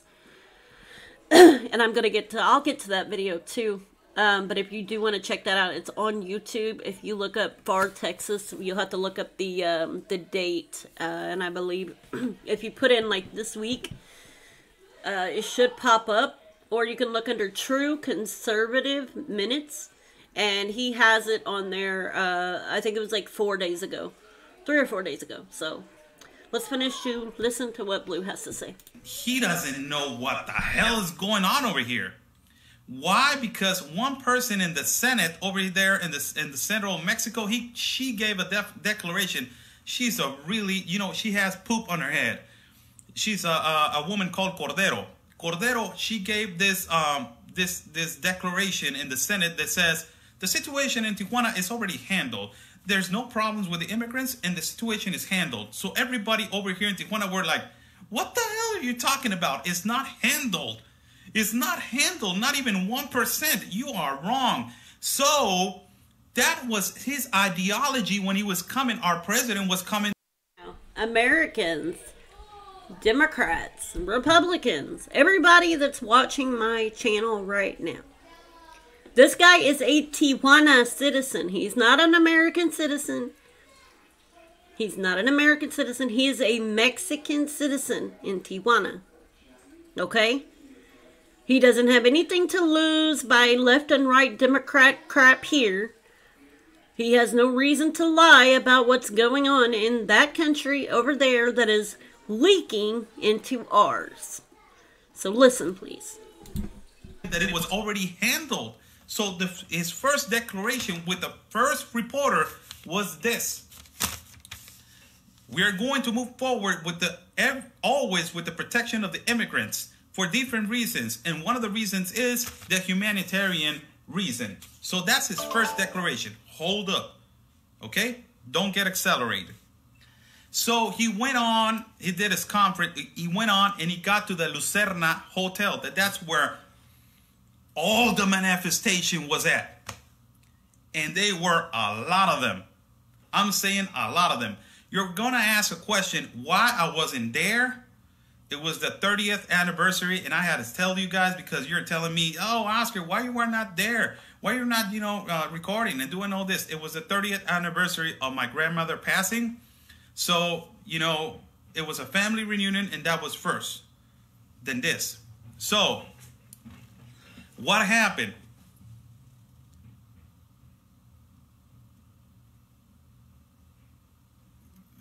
Melinda, don't worry about it. They're not gonna do anything. I'm not even worried. I'm. What you just said, Melinda. I'll send it to you. Send the evidence. I'll gladly take it and read it. I know that there are. Melinda Porto is right here on the page, and she's saying me, I have proof that Antifa is following you and me now, and I'll send it to you. Please be careful over there. They're not gonna do anything over here. It's different. Our country handles things differently than the United States when it comes to those people. They're not going to do anything. Man, I'm not worried about them. I'm worried about Antifa. And you listening to me right now, man, I'm not worried about you. Not worried about you. You do whatever you have to do. So, don't worry, Melinda. We're okay. We're okay. Don't worry. So, this is what the first declaration that, but I will gladly receive the information. I will accept that. Thank you. Big hug. So what happened? So this was the first declaration. So our president, arrives in a Suburban and all this stuff. They close the perimeter 10 miles around the whole, the whole hotel. And they go, and immediately people that I know from people that know some people. They immediately show he shows up, and and they say he opened his eyes like this, and he's like, what the hell's going on? I thought that it was handled. So our senator from the federal state, Senator Bonilla, he was really embarrassed to say to him, it's not handled, Mr. President. We have a situation. The people are not happy. The people are, they're not comfortable with this immigrational pact. And the people are, refusing for this international pact of immigration. So he says immediately, like, you're talking about that pact? And he goes to Senator Bonilla and he says, we're not gonna get in. We're not gonna stay in that pact. This is what I heard. So he immediately, this is one of the reasons why I'm telling you that is truth.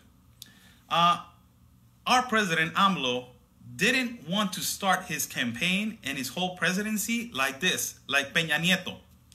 Peña Nieto started with a lot of manifestations and a lot of rallies and a lot of protest people protesting and protesting and protesting and protesting and protesting. And people hated that president. Man, I was one of them. Man, worst president ever in this country, ever in the existence of the existency of the existent. Peña Nieto was the worst president. So, Obrador told us, and he told the Mexican public, that he didn't want people to feel like that against him. Create that hate and create that atmosphere that every time they're protesting for something that is not fair. So when he got to the hotel, he saw all this bunch of people yelling, no to the immigrational pact, no to the immigrational pact, no to the immigrational pact. And his eyes opened like, what the hell's going on? I thought that it was already handled. So his mind flipped and he changed it. He changed. So a lot of people gave him letters. And one of them was Berta Aguirre. Another one was citizens from an organization for immigrants, Mexican immigrants, that they were, asking the president, please give funds to the Mexican immigrants before you give funds to the Central America immigrants. And he was surprised of what was going on. He did not know what was going on. He thought in his mind that everything was handled. So he goes on and he starts talking in his conference. Just so you know, for people that they got really excited because there were a couple, you know, there were women from Central America that, you know, made this letter about, you know, I just gave the letter to the president. I'm so happy. And the president said, yes, he's going to protect us and all this stuff. Just so you know, get this. Why do you think that he didn't say a word in his conference in Tijuana, Baja California, about immigration subject in the conference? Why do you think? Because he didn't want to touch the subject, because the subject was so delicate, and he said, and he saw that it was so delicate that he didn't want to touch the subject, and it was in his itinerary to touch it. It was in his itinerary and his subjects to discuss with the Mexican government of Baja California.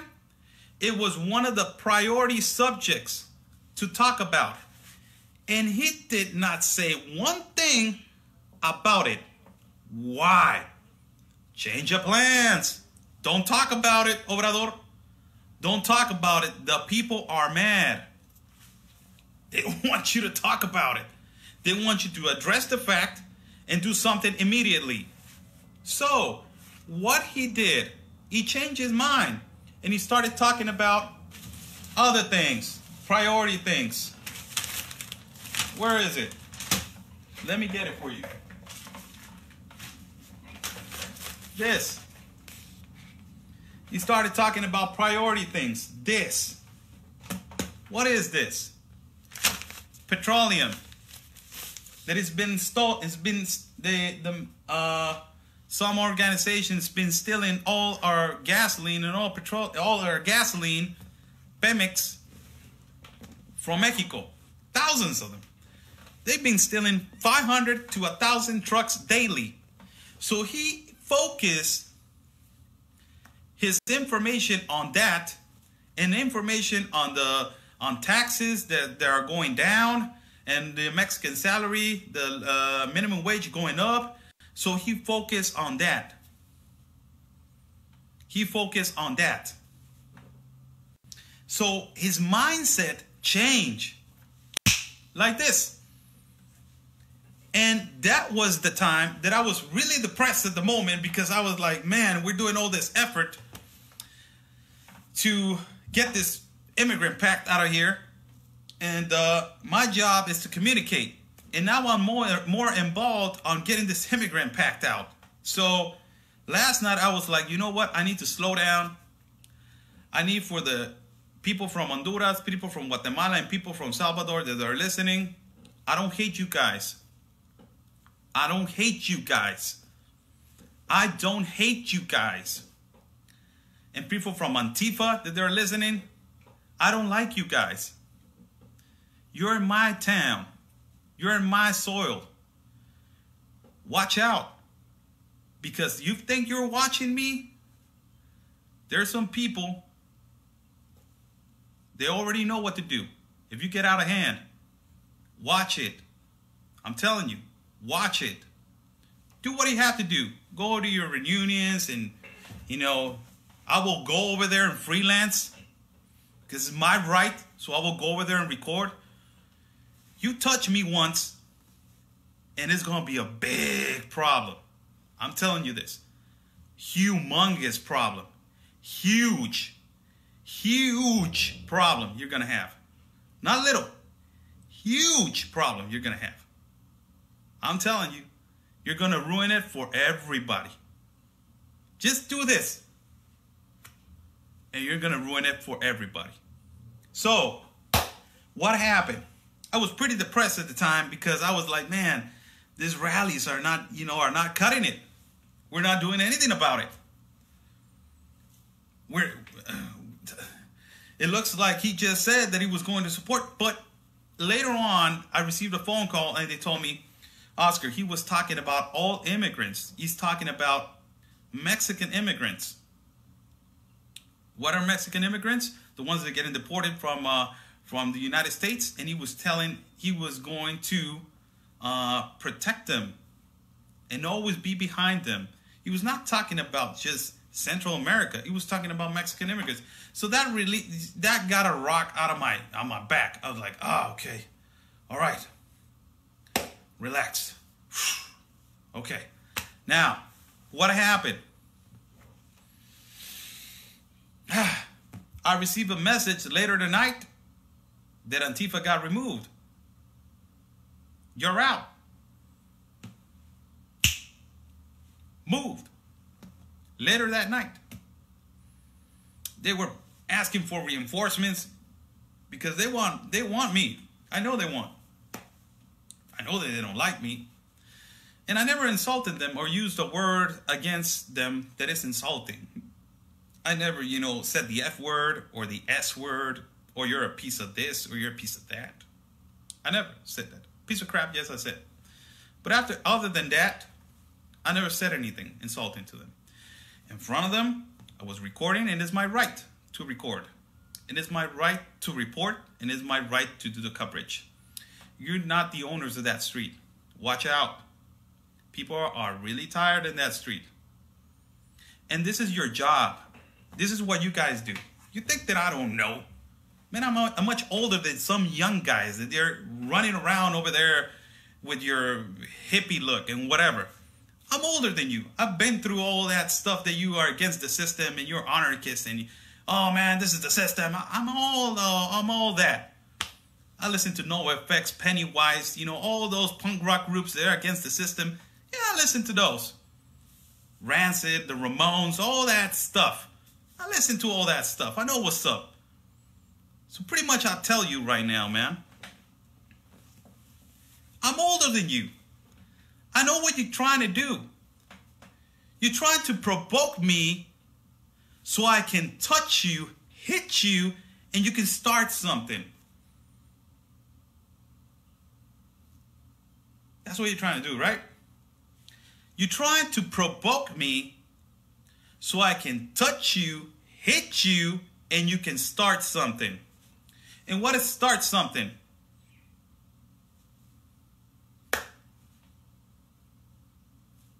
Trouble. That's what you guys do.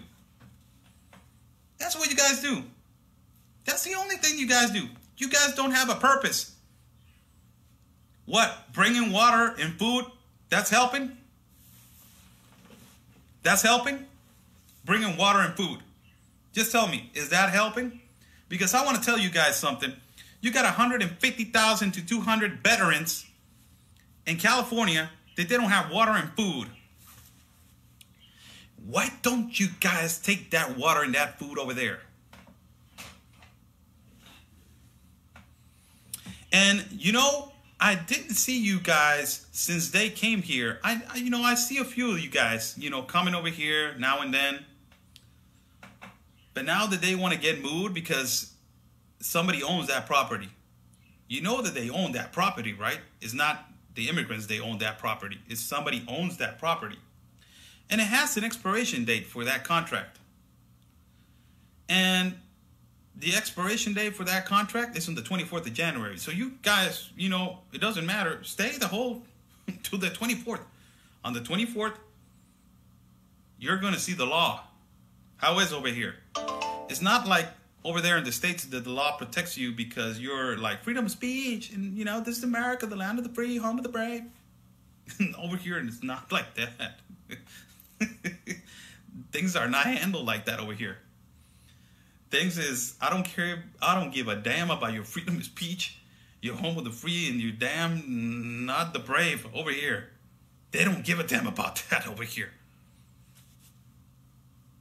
And the situation is going to get handled. I know that you guys are following me, and I know that you guys are in what was one of the freelancers there in San Diego. She tells me that, you're following me. I don't hate you guys. I don't. But pretty much you're bringing your political business into this situation that it doesn't concern you.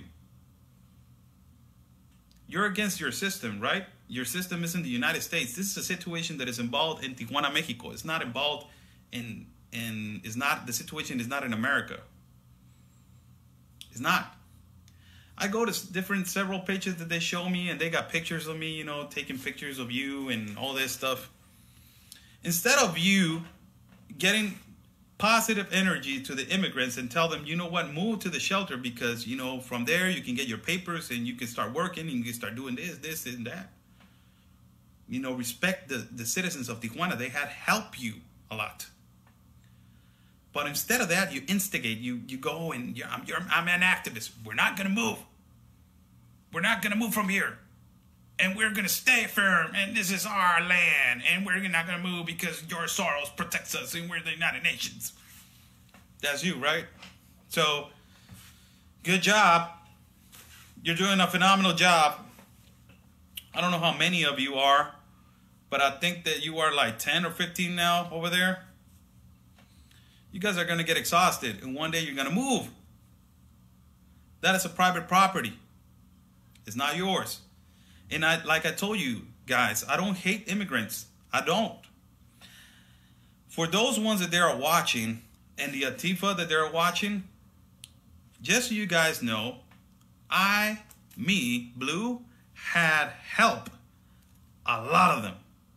A lot of them. It has coming out of my pocket to, you know, out of my money to buy him food, take him to a taco shop to eat.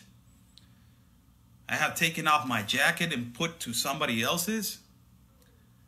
I had taken shoes that I don't need over here to them, clothes, and all this stuff. I know what they're suffering. I know they come from a long part away from South America. And you know, they violated their entrance to our border. And they left a mess all the way up here. That's the way they are. I don't judge them.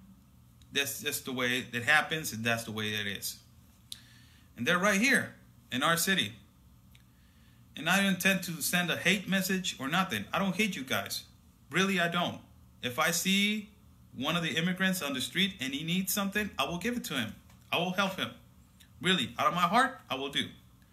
But don't come over here and start telling me that you don't need my country, because that was one of the declarations of one immigrant.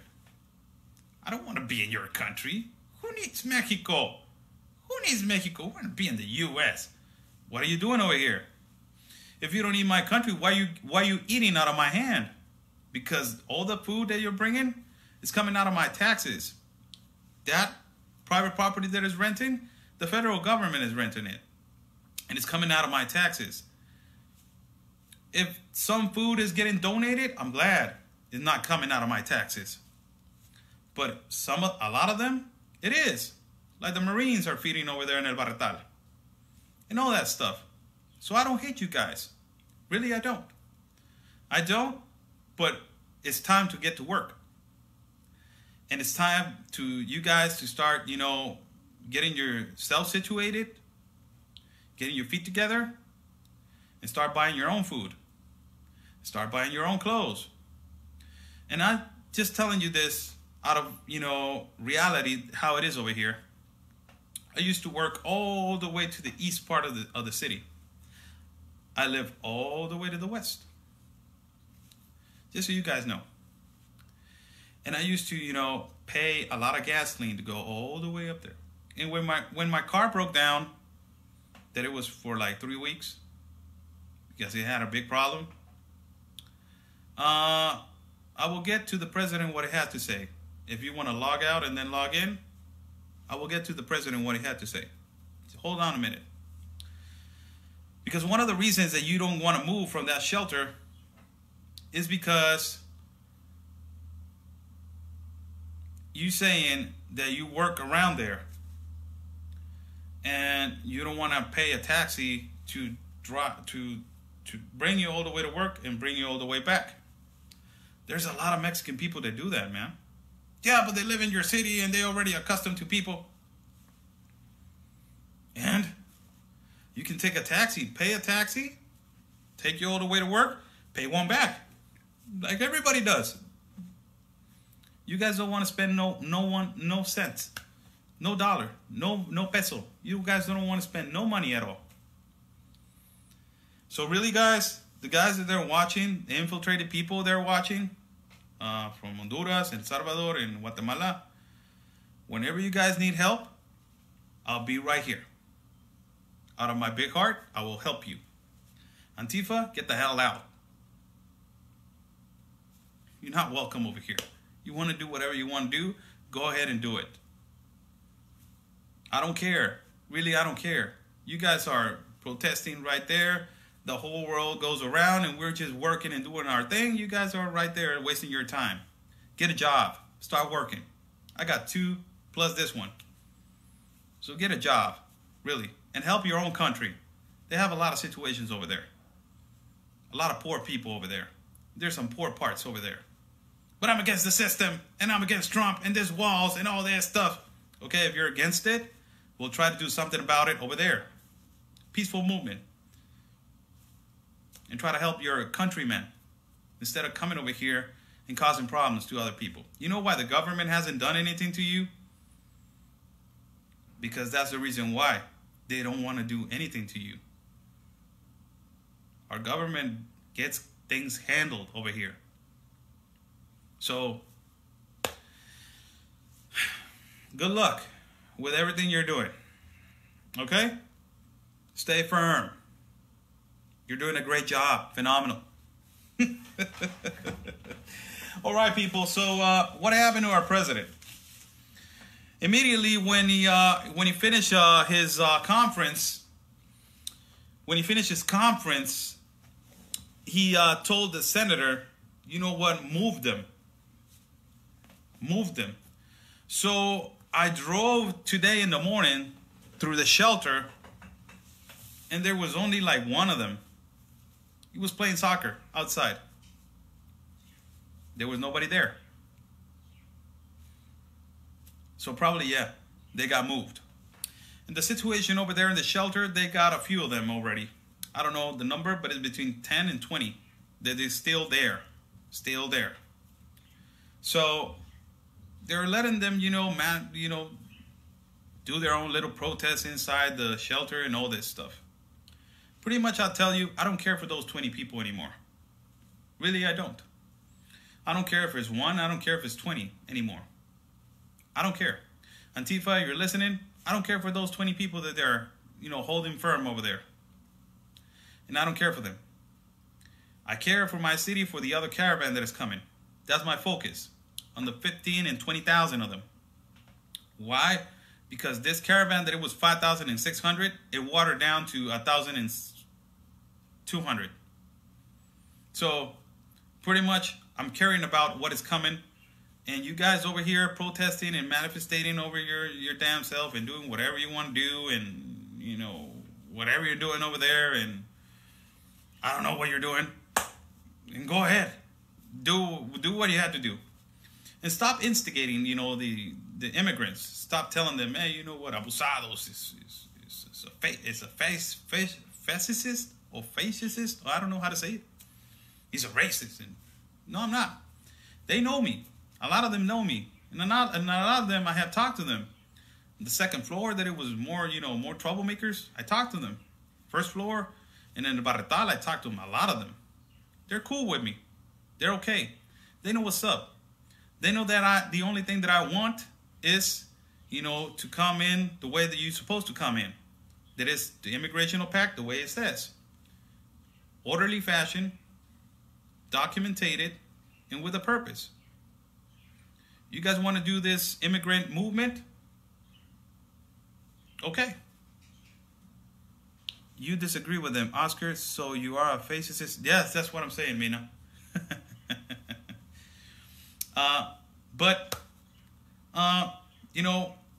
I get around all your people.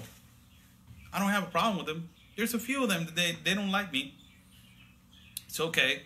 I'm not here I'm not here to be liked by people.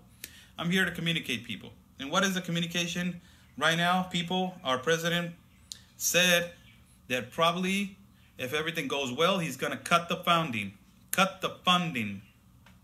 for these immigrants. He's going to cut it. That was a big announcement that I heard. It's recorded and I'm trying to find it.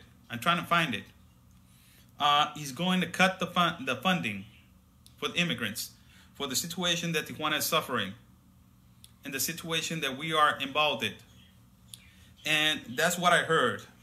So, yes, he said that he was going to protect the immigrants, but after that, all hell changed when he saw all the people in the Lucerna. They were not agreeing with him. And there were a lot of people that they were Mexican immigrants that they're not getting the benefits that these people are getting. Why? And another reason, and the most important one, if you're listening, he's going to get us out of the pact. Yes, he's going to. I believe he is. He told a citizen, and he told Berta Aguirre, don't worry about that pact. I'll get you out. So, it's time to focus on us. It's time to focus on the city. It's time to move on. And it's time to move on with the other 40,000 that we got over here coming. See how's it going to be. I'm trying to go to Chiapas to see what's going on over there. And, you know, see if it's really happening. Because it's a reality. They're coming. But what I heard, they're not going to let them in. So, that's great news for me. That's why I'm over here chilling like a villain, like they say, sitting down, and you're watching all these Antifa criticizing me and saying, oh, this guy, I'm going to kill him.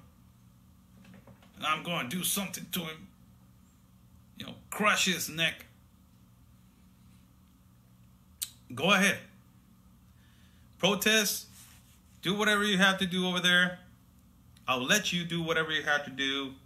I'll go tomorrow, probably Wednesday, because if I had time, I'll go tomorrow, probably Wednesday, and record over there and say hi to you guys. Good morning, you guys. Good morning. How you guys doing?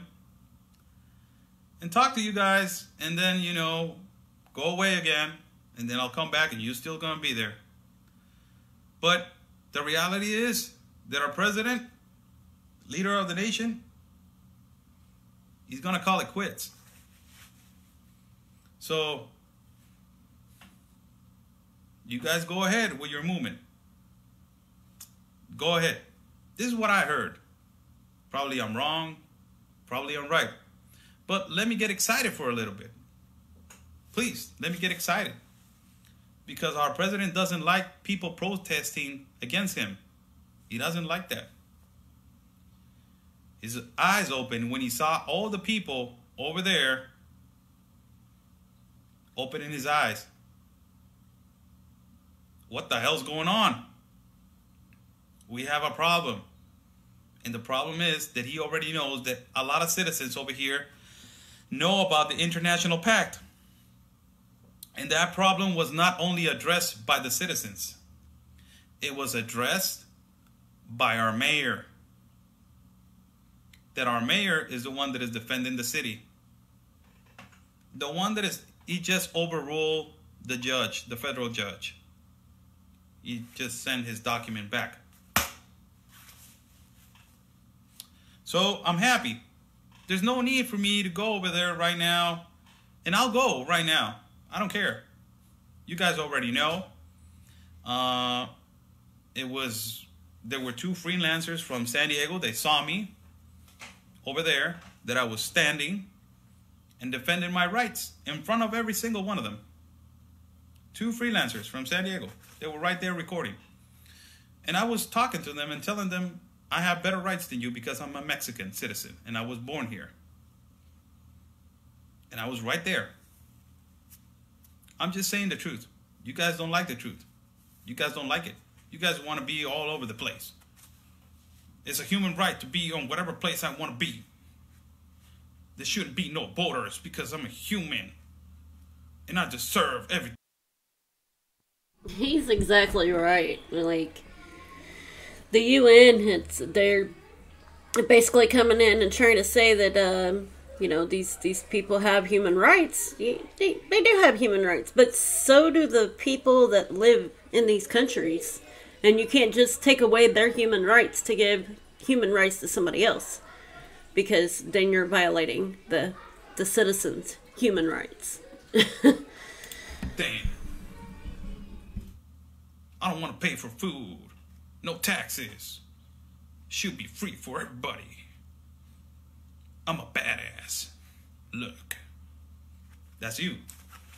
So go ahead, be you.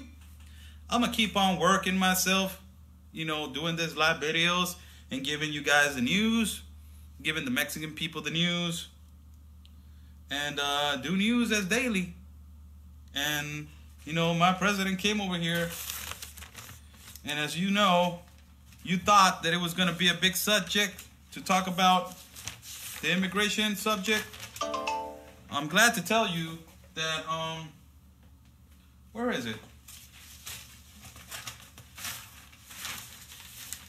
I'm glad to tell you that it was, hold on a second.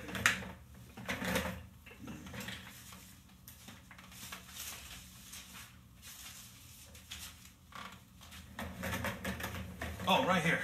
Okay. I am so glad to tell you that immigration subject was not a subject. Front page.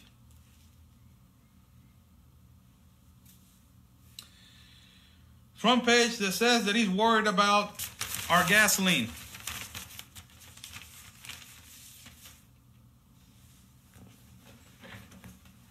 He's not worried about immigration.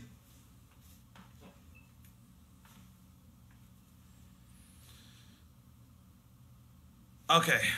Janice Orbison. Oscar, have you heard from how it is affecting people on the other borders in Mexico are struggling like Tijuana? Yes, Chiapas. Chiapas is the one that is being hurt too much. That's the one. That's the one that is being hurt. We are planning on going over there. We are planning on going over there. And that's the number one thing. We're planning to go over there to see if it's really true. To see if it's really true. People that are asking me what is going on with our gasoline. Our gasoline is handled by people that are called huachicol. That's the name, huachicol. And our president just found out then that since the Fox, remember President Vicente Fox president? They've been stealing from 500 to 1,000 liter trucks, semi-trucks, the big ones.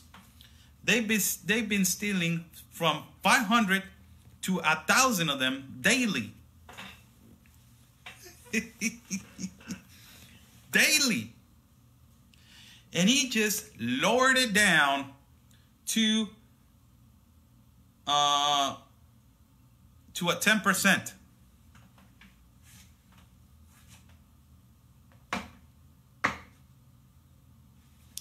To a 10%. I read that the Mexican press got shot. No, nobody got shot. For Oscar, for those of us not familiar with the area, where is Chiapas located? Okay, Chiapas is all the way down south. Okay, Chiapas is all the way down south. I already tell you that Chiapas is like if you say San Diego and Jacksonville, Florida. It's like from corner to corner, from side to side, like this, from corner to corner, side to side. It's all the way down south. It's the last place. It's the border.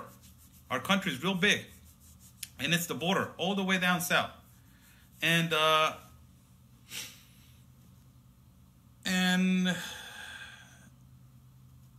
it's Ciudad Hidalgo. Ciudad Hidalgo. Ciudad Hidalgo is the borderline. Like if you talk about Chiapas, can talk about Tijuana. Tijuana is the city that is affected with these immigrants. Over there in Chiapas is Ciudad Hidalgo. City of Hidalgo. That's the city. So, okay. So the number one subject for the president is not the immigrant subject. he already handled that. That's what I heard. He's gonna try to cut the funding, and I don't know how he's gonna do it. I don't know when he's gonna do it. He told a couple people that yes, is a reality. He's gonna get us out of the pact. Hopefully he does, and hopefully he keeps his word. And what he said, he's gonna protect the borders, and he's not gonna let nobody in. That's what I heard. You know, I got great neighbors. I got phenomenal neighbors. I haven't told you this because this is a personal life experience that I got. I got a neighbor that it works for the Institutional National of Immigration, and he's an agent. He's been all the way to Chiapas, and he's right now working at the airport. He has told me that nobody's gonna get allowed to get in. There's nobody. They're not going to allow nobody to come in. Our president said that immigration is an option. You heard that? Our president said that immigration is an option. It's not a right. It's an option. That's what he said. Optativa. Inmigración es una optativa, no un derecho. That's what he said. He came out of his mouth. Don't tell me for the infiltrators that infiltrated people that that's what he said. Our president said that immigration is an option, and you're not supposed to force that right. That's what he said. I don't know. That's what he said. I don't want you guys out of here. I want you guys to come the way that everybody comes to a country. You guys trying to go to the United States. You know how many of us trying to do that? And you guys, with all these movement that is going on, you ruin a lot of stuff for us.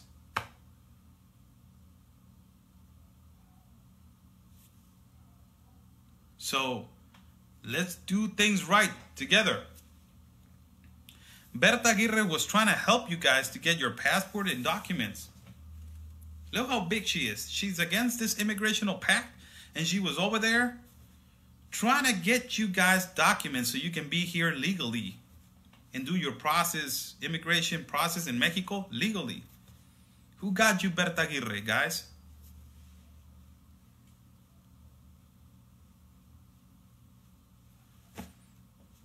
Come on. And you hate on me. Berta Aguirre just made 10 immigrants to get their documents. She comes and works like this. Gets resolved. That's it.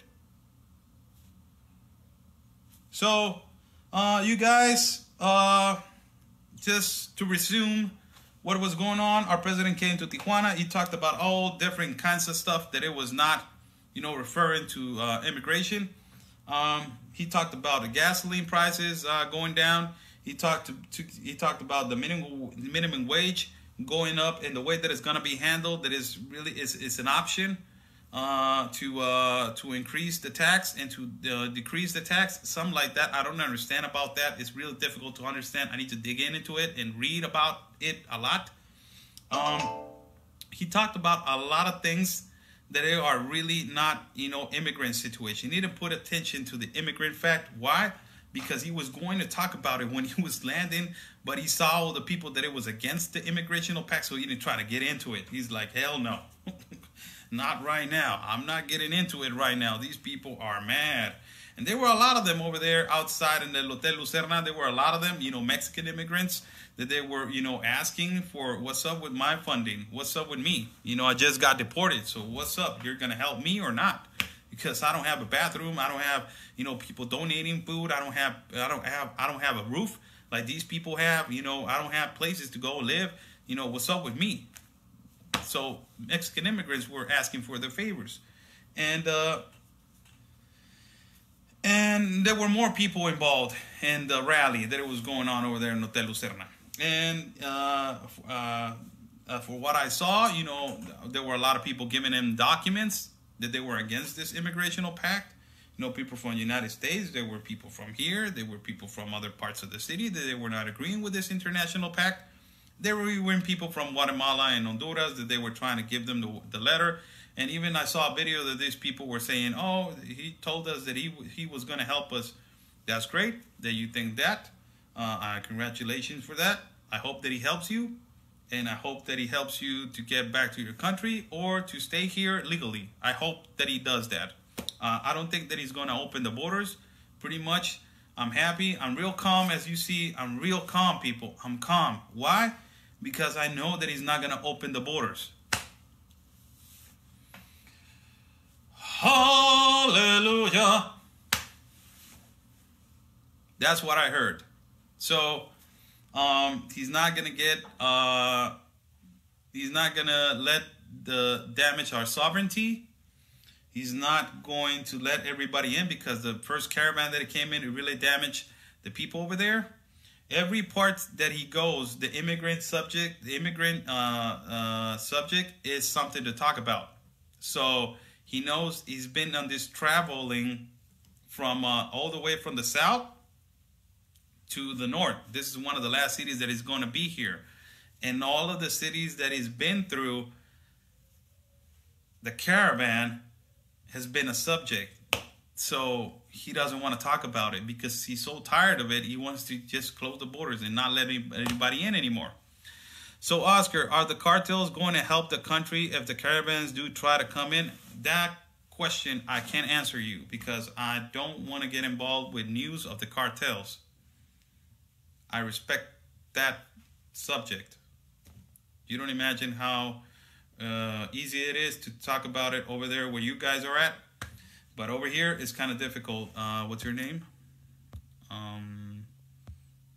And I'm respectfully answering you, okay? Because sometimes they get into your feelings that I'm saying that I'm a bully and I'm answering back real disrespectfully.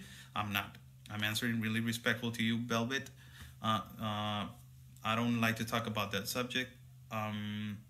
If I was over there, I can talk about it, but I'm over here.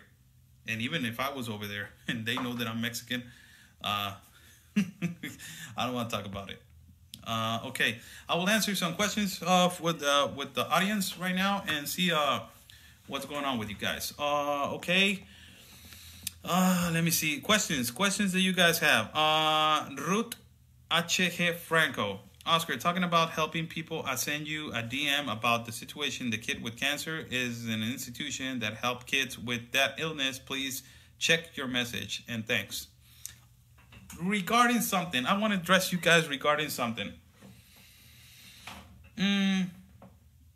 This is what I do. I got a foundation that is called Mordida de Cachete, that is spelled bite of the cheek. And I made this foundation without any benefit. I made this foundation because my uncle used to tell me, you know, I'm going to bite your cheek. I'm going to bite your cheek. That was his phrase to every, you know, nephew that he had. My uncle passed away of stomach cancer. So after that, I made this foundation to help people with cancer. There was a woman that came in last week and told me that she wanted help for her kid. Her kid is 13 years old and he has a sarcoma right here, a big tumor right here on the neck. And he's having trouble, you know, to live. He's on his last, you know, days of living. So we also have kids with cancer. We need to help. We need to. Sandra, we also have kids with cancer. We need to help. That you need to help, or that we need to help. Just elaborate a little bit that, because I'm over here in Tijuana and I'm helping people over here. If I can be over there, if I can cross right now to your city, I can't cross. My tourist visa got canceled. So I went for the second opportunity in November, and it was because of this caravan that the date they postponed it to March. So I have my date to March so I can get my tourist visa and I can go and visit you over there in the States legally. So, you know, that's why I'm not doing anything right now in the States, so I can help people over there. I will love to have help people over there in the States. I will love that. Love that, really. I will love that because I have a big heart and I can help whatever person that I can help. So that's the reason why I'm not allowed right now to do things in the States, because my tourist visa, you know, it was not, it got the 10-year visa. It, you know, it ended, so I need to get another one. And the other one, I went on November, I think so, October, to go on this date to the appointment. And the what is it called? The agent, he told me, you know what, right now we're having a lot of trouble with this caravan, so they were denying visas to everybody. So he said, you know, I'm gonna deny you the visa. And I didn't get mad. I said, you know, I understand the situation that is going on in my country, so I understand. I'll come back in March. So she postponed me the date to come back in March, and I will, you know, get my visa in March. You know, first things God, and cross the border, and we'll see a lot of you guys over there, you know, all the freelancers from San Diego, and do live videos over there and do all this stuff, and you know, help you guys over there as much as I can. I help. That's what I do, people. I help. And right now I'm helping this young woman that she has her kid, 13-year-old kid, that she has a tumor right here, and it's a big tumor, big cancer tumor. And I'm trying to help her to get the medicine that she needs. It's she needs morphine, ketorolaco, some cream for his wounds, and all that stuff. So I know you guys have a lot of kids over there with cancer. I know. This is what I do, guys. I remember I do this over here. This is what I do, guys. This was one of the fights to help a kid with cancer. I just posted a video on my page. I just posted a video on my page of me carrying a kid that he had cancer. That was the fight. That fight was. And, you know, I help kids with cancer over here. If you, Oscar, have you heard about 100 African, see? Ah, thank you, Yolanda. That's what we're talking about. Yolanda Castro Lopez, Oscar, have you heard about 100 of African migrants arriving to Coahuila?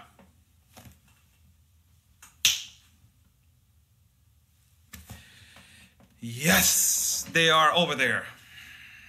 Remember that I told you, nobody, Char Seagraves, nobody is being disrespectful, just general comments. I know, Char. Send you a big hug, bear hug. And to Sandra too, big hugs. I'm just explaining myself.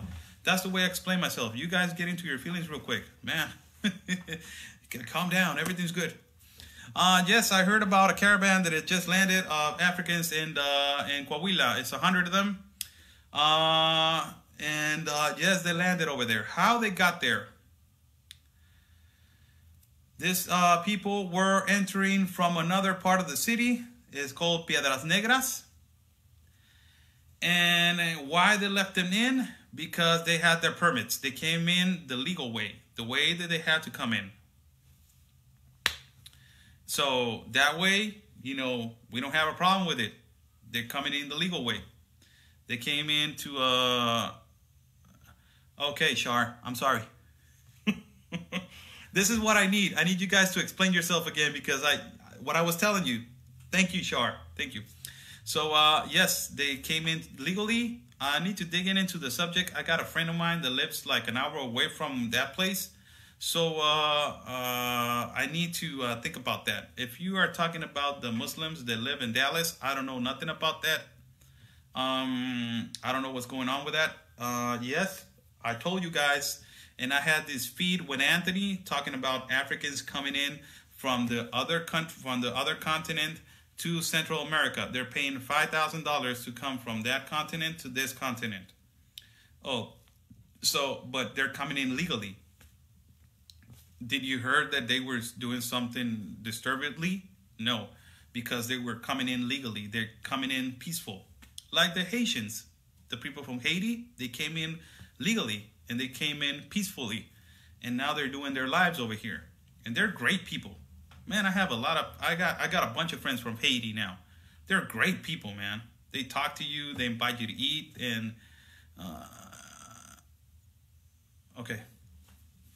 Smile. Okay, Char. And, you know, they're great people. People from Haiti, they're great people.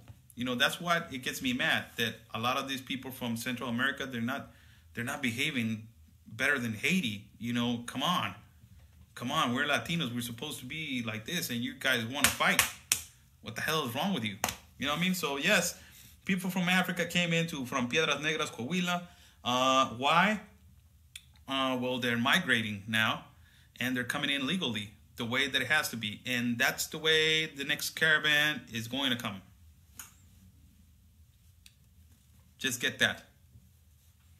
Just for you to clear that. Just for you to feel more calm down. How these migrants came in legally. That's how the other caravan has to come in legally. And they have to stay here legally. So that gives you a heads up of what is going to happen in January. That just gives you a heads up that what is going on, what is going to happen in January. They are very disrespectful here in Florida. Well, you know, it's different. Over here, they're really respectful. And I got a bunch of friends from Haiti. Now, they're all over the place. They're all over the city. Even you got, you know, friends that got married. Mexican men that got married with women from Haiti. Legal means passports, yes. They're getting everything done. Everything. They came in to a medical exam to see if they have diseases and all this stuff. And, you know, they're getting their immigrant card and, you know, the permission to work like they supposed to do on Chiapas. Like it was supposed to happen. You know, doing a background check and all this stuff. You got an ID? You don't have an ID? Go get your ID and then come back. So that's the good thing. That's the good thing. Yeah. Yeah, but their destination, I don't know. If their destination is America, well, what do you want me to do? What do you want me to do? Remember that the pact says to come in documented, peacefully, and with a purpose. If their purpose says work, and then, you know, try to migrate to the United States, well, that's their purpose. I don't know what to say, people. If they want to go to your country the documented way and legal way, I don't think that is wrong. That is not wrong. If their purpose is to go to the United States documentedly and legally and not cross illegally, there's nothing wrong with that. Or is it? There's nothing wrong with that. That's where we're fighting, right? To come here legally, documented, and peacefully, and with a purpose. And if their purpose is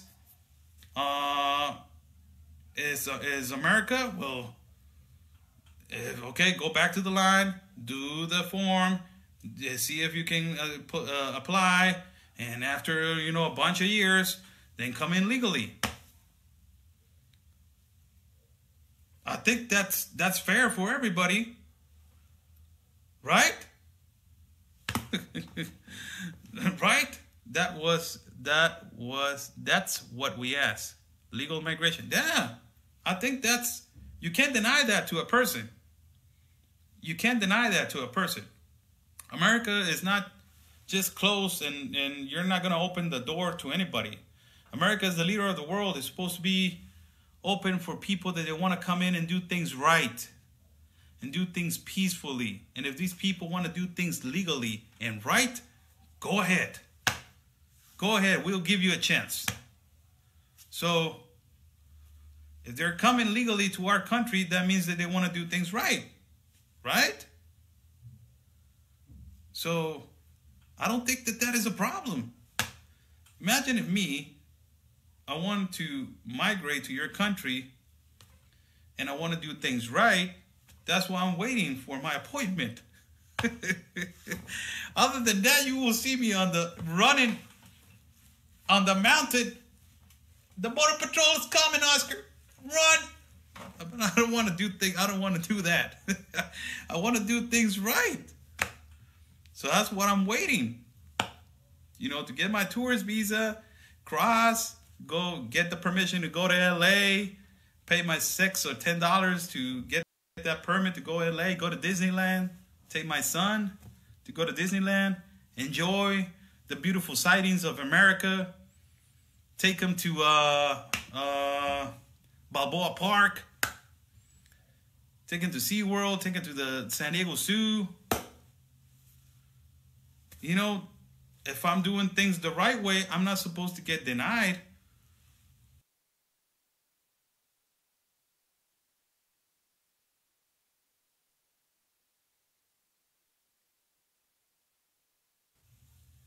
You know what I mean?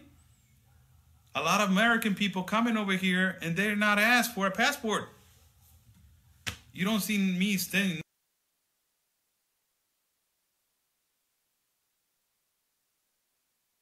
nothing about that. Right? So we're trying to do things right. Come on. And if they are coming over here, and if they are coming in legally, doing the documented way and peacefully, there's nothing wrong with that. Now that's where I kind of disagree with Blue. I mean, I understand what he means by coming on a visa, things like that. The caravan, which is what I thought he was talking about, they're not doing it the legal way. They busted through Mexico and they are crossing the border illegally and only claiming asylum because they're caught. And they were given asylum in Mexico. You can't shop for asylum. If you're in your fear of persecution from your government, you don't asylum shop 2,000 miles away. I mean, that's against the law. You can't do that. European law states you seek asylum in the first country, and that's the law. But these people are coming here with the purpose of overhauling the asylum system and getting caught and released, and they won't come back to their court dates. Like I said earlier, only 2%, 2 to 10%, depending on how big the group is, 2 to 10% of the entire group show back up to their hearings. And only 2% of those, 2 to 5% of those people will be given asylum because they actually have, you know, qualified claims of asylum. And that is just, statistics by the court. And that's against the law. To have fraudulent claims of asylum, to come in, be caught and released, and not show back up to court is a criminal offense. It's a criminal offense. It's illegal. And that's kind of where I don't agree with Blue here, because while they are claiming asylum, they're not showing back up to their court dates. So that's where the difference is. So because that's the way it's supposed to be, right? And if you don't agree with that, and if you're saying, I don't want no Africans, well, that is another thing. Yeah. Then you got something right here in your head that is not working. Yeah, I agree with that. So that's a different subject. You're a different person. If you're doing it the right way, and you have a credible claim, and you're waiting to come into the United States the right way and not cross the border illegally and claim asylum and cut the line in front of thousands of people, then yes, I don't care what color you are absolutely 100% welcome. If you have a qualified claim of asylum, I don't care if you're purple, you're more than welcome to come in. If you have a qualified claim of asylum, not a, I want a job, I'm going to cross the border, I'm going to say asylum, I'm going to get caught and released, and I'm not going to show back up to my court date. That right there is what I don't like, and that is what is happening. That is exactly what is happening with 40,000 people at the border within 2 months' time. All of the border states have absorbed over 40,000 people in 2 months. And it's probably more than that, but that's just kind of like a guesstimate number that we've all been given by Border Patrol. And only a few percent of these people show back up. The rest of them, they're out in the United States illegally. They don't show up to their court dates. They're illegal. And then they end up on welfare, and we end up paying for them.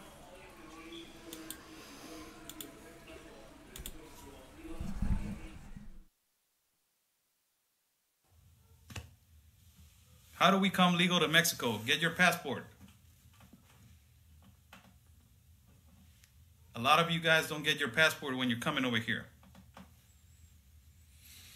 And a lot of you guys and a lot of Americans live over here without, getting the right permits to live over here. It's the reality. It's the reality. So, I'm just saying the truth. If it hurts, it hurts. If it doesn't hurt, it doesn't hurt. The truth is I can't cross to your country because I need a tourist visa. And I can't cross. And I have to do things legally. The right way, right? So I have to wait. Like everybody else. Other than that, I will be right now doing this video. And I'll be like, hey, I'm here in San Diego. I'm just checking the border. Let me talk to a few Border Patrol officers. And, I'm going to give them some sandwiches. What's up, John? Here's some sandwiches, man. I'm Oscar. I'm from TJ, but I'm here to help you, man. And you know what? I'm helping people over there in TJ. And I also love America. So I'm gonna go right now to the 24th and National City over there. Where I don't know what's the store of the American, where they give clothes. And I'm going to help a veteran. And bam, I'll take food and help a veteran. But right now I can't cross because I have to do things legally, right? So that the Africans that are coming in from Piedras Negras, they're doing things legally. And that's good. I support that. I support that. Really, I do. 100%. So these Africans that just came in, good job. That's the way they're supposed to do. And if they land over here in Tijuana, I will help them. You need a job? Yes. Where do you want to work? This place. All right. Let me see if I can get you a job.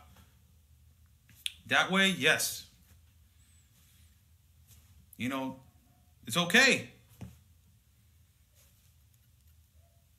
That's the way it is. Come on, people. Come on. Isn't that what we're fighting for? Isn't that what we're fighting for? Do things right? That's the #1 conversation that we were having since we started doing this in English. We have to do things right. And if we had to ask for a pardon to the United States because I did this and I did that, well, I have to wait 25 years. I wait 25 years. And if I had a DUI in the States and I'm running away for it and I'm over here and I cross the border and then they get me and then I have to pay $5,000 for the DUI, I have to pay $5,000 for the DUI. And if I'm running away from a misdemeanor or something like that and I go back and I have to pay for it, I have to pay it. Goddamn, I got to pay the misdemeanor. And if I'm running away from child support and I'm over here and I don't want to pay child support in the United States because I just want to collect, unemployment, and I got to go back and I got to pay child support, I got to pay child support because that's the way it's got to be. Isn't that what we're fighting for?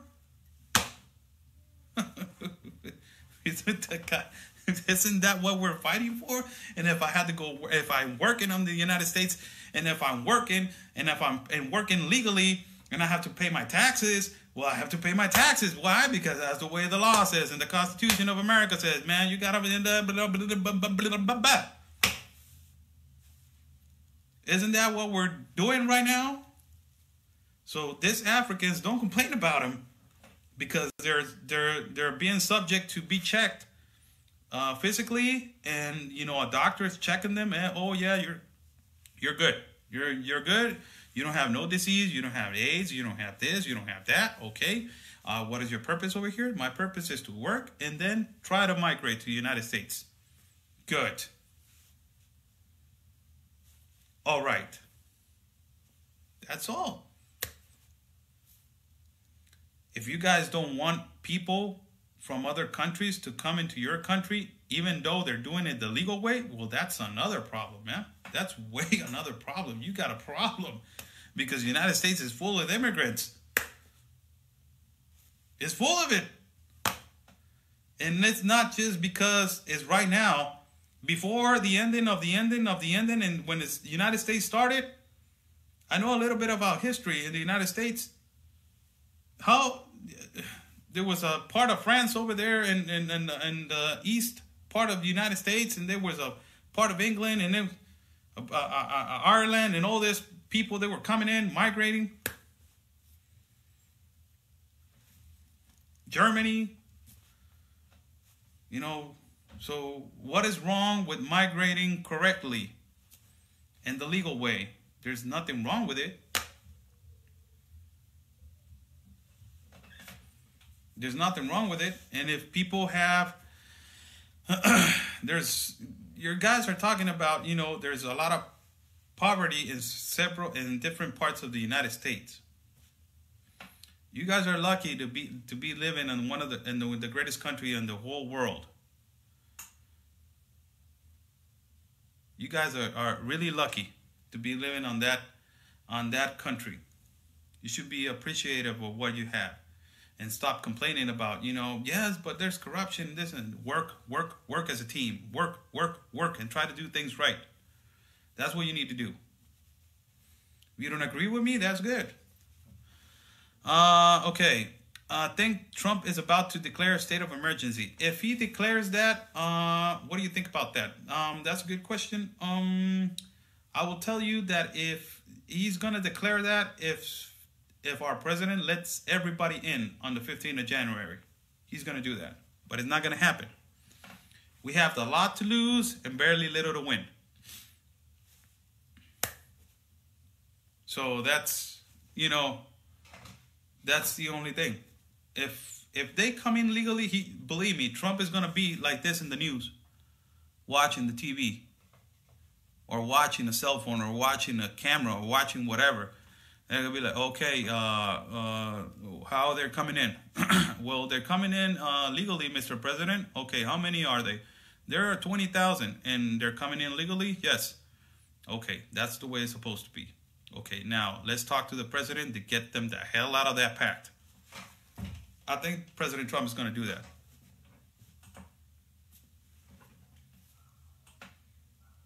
All right, so what I'm trying to do is pull up a video right now that's live on YouTube from Ben Barquam and Frontline News. Canada around like this? Go ahead, build a wall.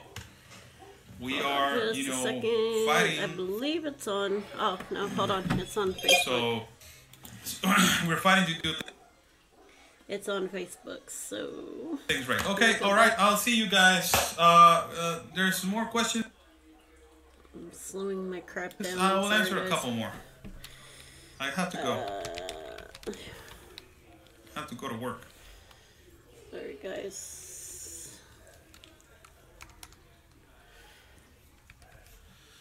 How about? All right, so like I said, I do agree with Blue on a lot of things. However, one of the things I don't agree with is, yes, Obrador is going to let the people into the border that have these asylum claims, but they're not true asylum claims. That's the problem right there. If they were true asylum claims, they would keep their butts in Mexico, because that is their first the first country. So let me get to Ben's page real quick. Hopefully I can get there before. Sorry guys. It's not popping up. Okay, so I believe this is the live video right now. Yes. Okay.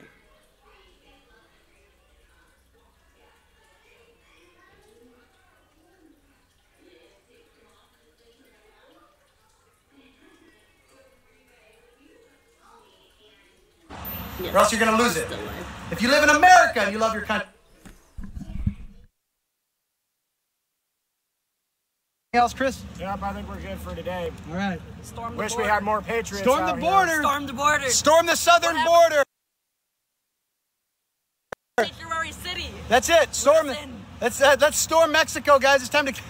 I don't know if we want sanctuary in Mexico. Honestly. All of us, guys. This is all, Hey, hang on, all of say it, our say it. governor. This affects all of us. This is all of our governor now. It's important for all of us to show up. If you have the time, make it happen. You need to be here. Tell them what you mean. Tell them how you feel. Couldn't say it better, brother. Thank you. God bless you, man. You always wear better hats than I do because you.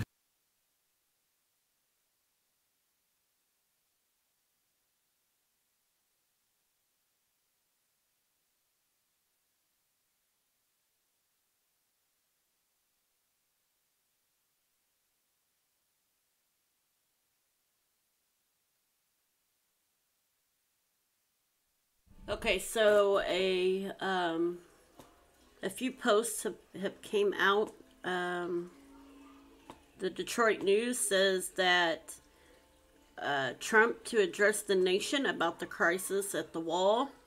With no breakthrough in sight to end the partial government shutdown, President Trump plans a Tuesday night address to the nation and a Thursday visit to the U.S.-Mexican border to highlight his demands for a border wall. Newly empowered House Democrats and at least a few Republican senators are stepping up pressure on Trump and GOP lawmakers to reopen the government. Trump said he would discuss the humanitarian and national security crisis at our southern border at 9 p.m. Eastern Standard Time.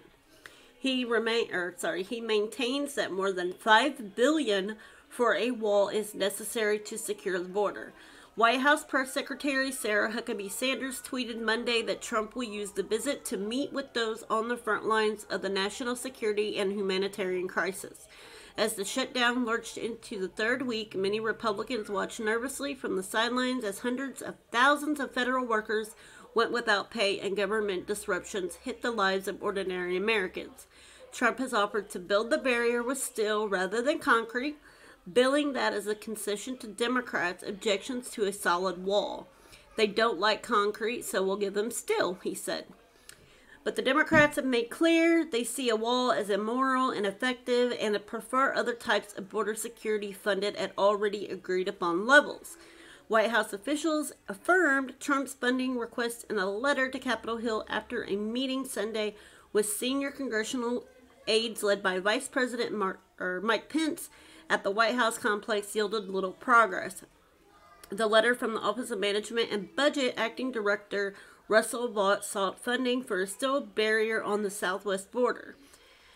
The White House said the letter, as well as details provided during the meeting, sought to answer Democrats' questions about funding requests. Democrats, though, said the administration still failed to provide a full budget of how it would spend the billions of requested for wall from Congress.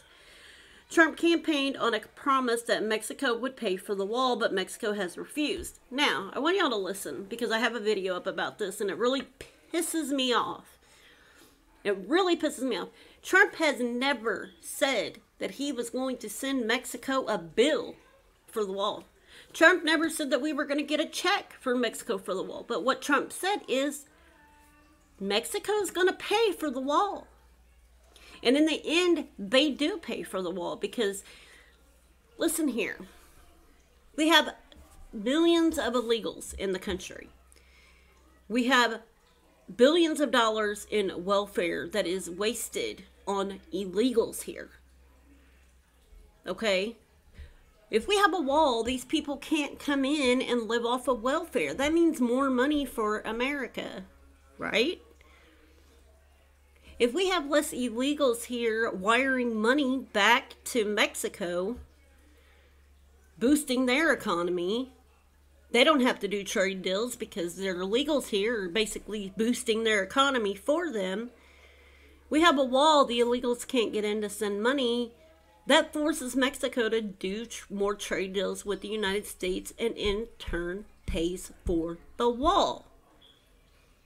I don't understand what is so hard for people to not understand about that.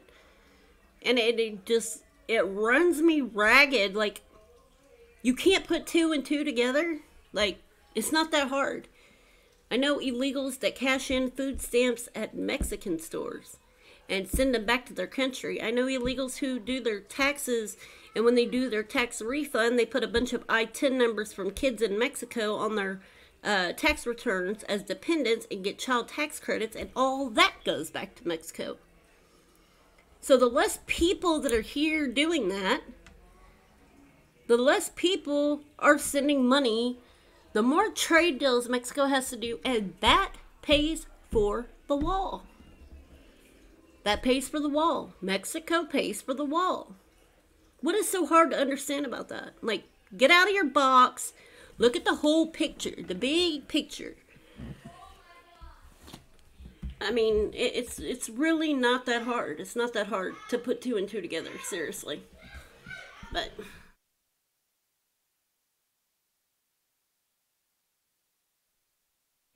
alright, so basically what I'm going to do is I'm going to go ahead and end this live stream right now.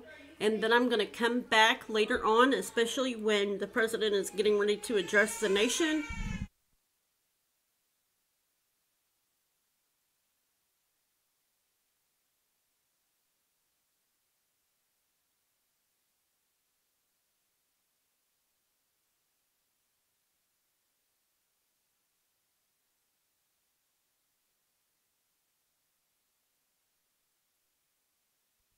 Okay, sorry guys. But basically I'm going to come back when the president addresses the nation, and I'm going to live stream that as well. So hopefully I'll see you guys back. I know these videos were kind of cut up all over the place today, and my plan was to actually show you guys, you know, the full scope of, you know, the protest. And I kind of got sidetracked with everything today. But I hope you guys got a little bit of info from the videos. Make sure you guys go check out Oscar O. Blue. Make sure you guys go check out Melinda Henry Oporto. Go make sure you check out Anthony on True Conservative Minutes. And make sure you check back here, because I will always try to live stream, or I will always try to live stream when these guys are live streaming. Make sure you guys check out Frontline America with Ben as well, which is right here on the page. Check them out and make sure you follow, share, like, and subscribe, and click the notification bell so that way you guys will know when I am live or when I posted a new video. So make sure you guys hit subscribe. It takes 2 seconds, guys. Supporting the channel doesn't cost you a thing, and it really helps me out as well. So I'll be back on here later, and hopefully we'll be able to live stream the president's thing to the nation. And I'm gonna go ahead and end this live stream. Make sure you guys subscribe. I also have a donate button up here. You can use the QR code, you can use the PayPal, or you can use Streamlabs. So there's 3 different things. Also right now I'm having issues with my Facebook page because they're just idiots and they want to censor everybody and their brother. So make sure you guys look for it when it's back up. Hopefully it'll be back up soon.